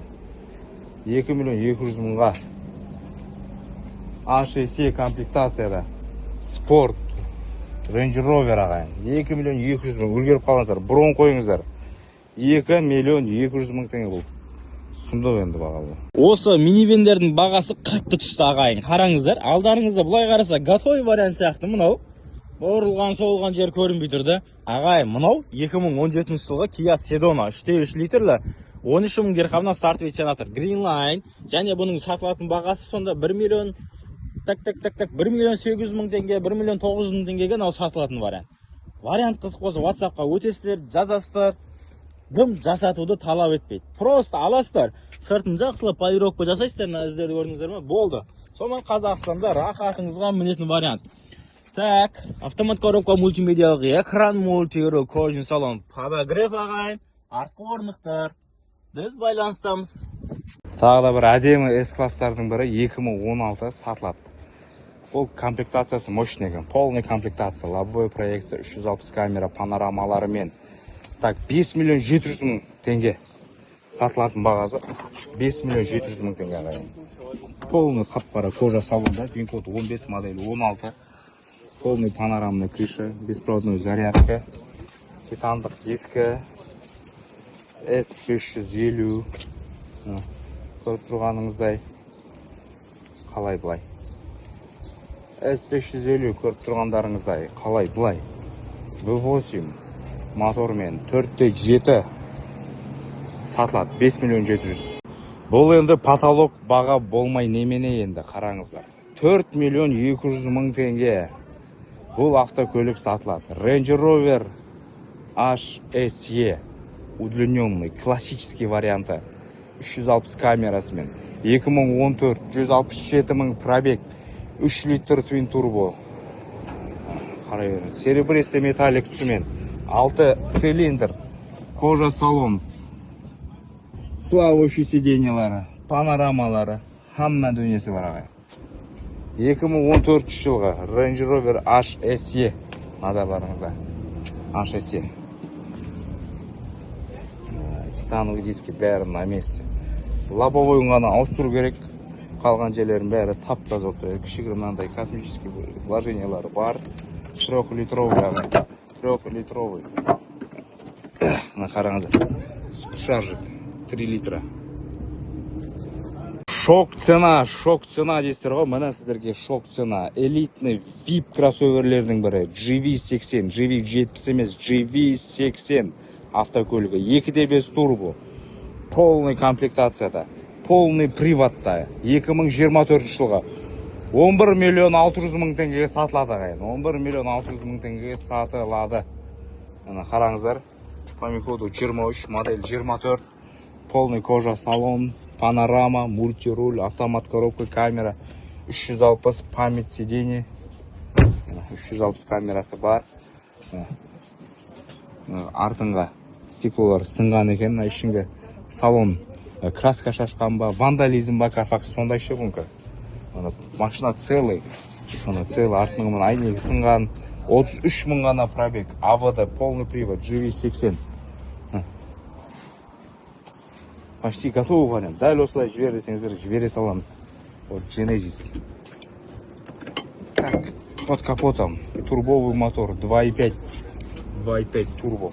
Что там ба? Что там? Бүгін осы әдем бағаға 11 миллион 600-ге алсаңыздар болады. Қазақстанмен салыстырмалы түрде ағайыншы мыналар тегін болып жатыр ма? Қалай болып кетті өзі? Қараңыздар, 2025 жылғы BMW X5 79-дің 500 дирхам Greenline ағайын 1 миллион 500 мың теңге Greenline болып тұрды. Мынаған егер ешкім таласпаса, үстіне 100 мың теңге бересің, аласында кетесің вариант. Ағайын, сатылатын вариант, жасалынатын жағы. Мына оң қаптал, фара, бампер. Так. Фара, бампер. Мына жерде чут-чут андай іздер бар екен. Арты майысқан, багажник. Есік, осы оң қапталдан алдыңғы есіктің майысқан көріп тұрсыздар. Жасалынатын жері, в общем, ағайын, минимализм ба сондай ғой. Қараңыздар. Автомат коробка, мультимедиялық экран, мультируль, кожаный салон, 360 камера, лавовый проекция, жоғары толықтай панорама. Вариант осылай. Қызық болса, WhatsApp-қа өтесіздер, жазасыздар, бізге байланысқа шығасыздар, аукционға қалай қатысам деп айтасыздар, біз аукционға видео қоңырау арқылы қатысамыз ағайын. 5 миллион 400 мың теңгеге сатылады ағайын. Что там? GLS 450, 3 литр, Twin Turbo, 2017. Сол қапталдан соқ қалған, мына осы жерден 2 есік, крыло, бампер, фара, капот, подзамену кетеді. Бағасы затына сай, камера 360, 7 орынды, кожа салон, боковой airbagтер атылған. Винкод таза 2016 жылға 5 миллион 400 мың теңгеге ағайын осы автокөлік сатылады. Уже фиксированный ценамен осы бағаға жұлып алып кетсек болады. Полный панорама, кожа салон, рыбка кілет, подогревтермен, парктрониктермен, ортасы диван, задний подогрев деген сияқты. Белый жемчуг, Mercedes-Benz GLS. Ағайын, Қазақстанда 45 миллион теңге тұратын автокөлік алдарыңызға аукционға келіп тұрды. Қараңыздар, 2023 жылғы BMW X5 автокөлігі 119 мың дирхамға Greenline жаққан. Greenline деген мына көлікке ешкім таласпаса, бар болған үстіне 50 мың теңге береміз, аламыз, кетеміз. Ағайын, сонда мынау примерно 15 миллион немесе 16 миллион жобаға аламыз. Енді салыстырмалы түрде есептеп көріңіздер. Қазақстанда 45 миллион теңге, ал мына жерде 16-15 миллион теңге. Қалай қарайсыздар мына вариантқа ағайын? Так. Енді кейбір адамдар ағайын деп айтпашы деп, сонда да ағайын қараңыздар. Автомат коробка, мультимедиялық экран, мультируль, кожаный салон, подогрев, аудио, 360 камера, лавовый проекция. Ішінің жағдайы ләлі. Қалай қарайсыздар енді? Тағы да бір айтайын. Вариант деген мощный болған кезде ағайын, бұны жылу көріп аукционнан. Осы қызық болса WhatsApp-қа өтесіздер, жазасыздар, біз хабардамыз, байланыстамыз. Так, 5 миллион 600 мың теңгеге Telluride сатылады. 2020 жылға полный привод 3.8. Так, почти готовый вариант. На таблеткасын ауыстыру керек. Линзовый оптикасымен 5,5 миллион теңгеге сатылады. Ағайын. Бесключевой доступтары бар. Кожа салон, подогрев бар, драйв модтары бар, люгі бар, датчик слепой зоны бар. Ортасы капитанский сиденье, 7 орын, 3 ряд, ішінде мана өзінің родной запаскасы бар екен. Қарай беріңіздер, көре беріңіздер.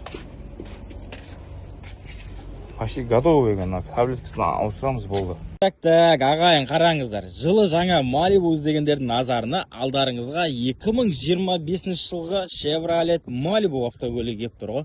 Қараңыздар, негізгі соққысы мынау неден? Оң қапталдан. Крила, бампер, капот, фара жасалу керек. Бірақ наның басталып тұрған сомасын қарасаңыздар 31.500 дирхам ағайын. 4.100.000-ға сатылатын вариант. 4.100.000-ға сатылады. 3.000 ғана мил жүрген ғой. Мощный, ағайын, состояние дыңдай. Наған вообще газ қойып алсаңыздар, вообще айбат сосын. Экономичный. Так, айырбак. Рульден атқан екен, және астынан автомат коробка, мультимедиялық экран, мульти-руль ағайын, орындықтары матовый. Вариант қызық болса, ақырында өте бересіздер. Бүгін кешкі аукционда болатын 2025 жылғы Chevrolet Malibu автокөлігі 1.5 литрлі. Чотам ағайын, 1.700.000-ге мынандай варианттарға қалай қарайсыздар? Сатылады ағайын. Jeep Compass Sport 2.4 моторымен полный привод Compass Sport деген ағайын. Ешқандай airbagтер атылмаған. Почти кішігірім положениялары бар. Бамперін жасау керек, крылосын жасау керек деген сияқты. Есіктері бәрі динаман. Так, титановые диски, тряпочный салон, автомат коробка, мультируль, задний камера. Қараңыздар, таза 2018 жылғы Америкадан қалай келген дәл солай тұр. Осындай асты биік мини кроссовер іздеген болсаңыздар, тау-тасқа тоже жүре береді. Спорт деген аты бар. 197.000 пробегімен аттың задний стопторын ауыстыру керек. Бағасы затына сай ағайын. 1.700.000 теңге. Сіздер оқыс естіген жоқсыздар. Сол баға сатылады. Сіз естіген бағаңызда. Бюджетный вариант сұрайтындарға 1.700.000 ағайын. Компас, Jeep Compass Sport. Но тоже потолок бағамен кеп атыр ағайын. 3.600.000 теңгеге сатылады. GL 550, GLS 450 мен шатастырмаңыздар. Бұл GL 550, 4.7 қозғалтқыш көлемімен 3.600.000 теңгеге дәл осы тұрысында сатылады. Полная панорамная крыша, 360 камера, кожа қара салон, подогрев және обдув, пуш-старт. Қараңыздар, ортасы диван, 7 орынды, артында телевизор, вин-код осы бойынша қарасаңыздар болады. 2014 жылғы память сиденья, AMG ағайын, AMG пакетте артыңғы телевизорлары менен, артыңғы подогревтерімен 7 орында осындай үлкен кроссовер. GL 550, 144.000 пробег, 4.6 деп тұр, форматик полный привод. Так, пробег 144.000 ғана жүргенен, 144.000. Готовый вариант. Белый жемчуг түсті. Кейбір адам полис айт десе, басқа біреу Telluride дейді. Ағайын, қараңыздар, екеуі егіз қозыдай. Алдарыңызда Kia Telluride автокөлігі 2020 жылғы 33.500 дирхам стартовый Tenassa Green Line. Ағайын, так, сатылатын бағасы сонда 4,5 миллион теңге деп тұр. Енді қараңыздар, жасалынатын жері, общем, сырт қапталдан әр жерінен майда шүйдесі бар екен. Бірінші, ең главный мынау, қараңыздар. Ішкі состояниесін қараңыздар. Осы жердің удар болған, ана майыстырған. Одан бөлек, ана сол қапталдан, есік сырылған бірдеңемен. Қараңыздар. Ішкі состояниесі, айырбак. Рульден астына атылған автомат коробка, мультимедиялық экран, мультируль, кожаный салон, подогрев, жоғары люк ағайын. Қараңыздар, дәл осылай. Так, басқа артқы қапталдан келсек, жақсы. Оң қапталдан және жасалынатын жері бар. Есікті көрдіңіздер ма? Ішке қарай самалмайсқан. Вариант осылай, ағайын. Аукционда кез келген көлікті өз бағасын алуға болады. Мынау сол көліктердің бірі. Қызық болса WhatsApp-қа жазасыздар, біз байланыстамыз. Бұл машина қызғатындар бар ма екен, жоқ па екен, нақты айта алмаймын ағайын. Енді сонда да для любителей PH i4, былайша айтқанда 4, бірақ электрический варианты. Электрокар PH сатылатын бағасы 12.700.000 теңгеге сатылады. 2025 жылға ағайын, 2025. 2.000 пробегімен. Белый жемчуг. Қараңыздар, төбесіне полный панорамный люк. Бескучевой доступ, 4-дверный, осындай үлкен электрический седан. Вин-код осы бойынша қарасаңыздар болады. Airbagтері таза, состояниесі жақсы. i4, E-Drive 40 ай. Мұны өшірден болған екен, кешесіздер. Өшірден артыңғы бамперін жасау керек. бағасында өте сай. Бұны қымбат сатыватқан 15 миллиондарға. Қазір түсті 12 миллион 700-ге түсті. 15 миллионнан 12 миллион 700 мың теңгеге түсті ағайын. 12 миллион 700 мың. Уже сатылады, фиксированный ценасы. Ассалаумағалейкум ағайын. Қараңыздар, мен Қазақстан нарқына таң қаламда келеше. Қараңыздар. Алдарыңызда Audi Q7 2017 премиум 29.500 дирхам дейді да. Мынау почти готовый состояние. Енді бір жасалатын полировкасы мен фарының сынығы бар екен 10 қапталдан.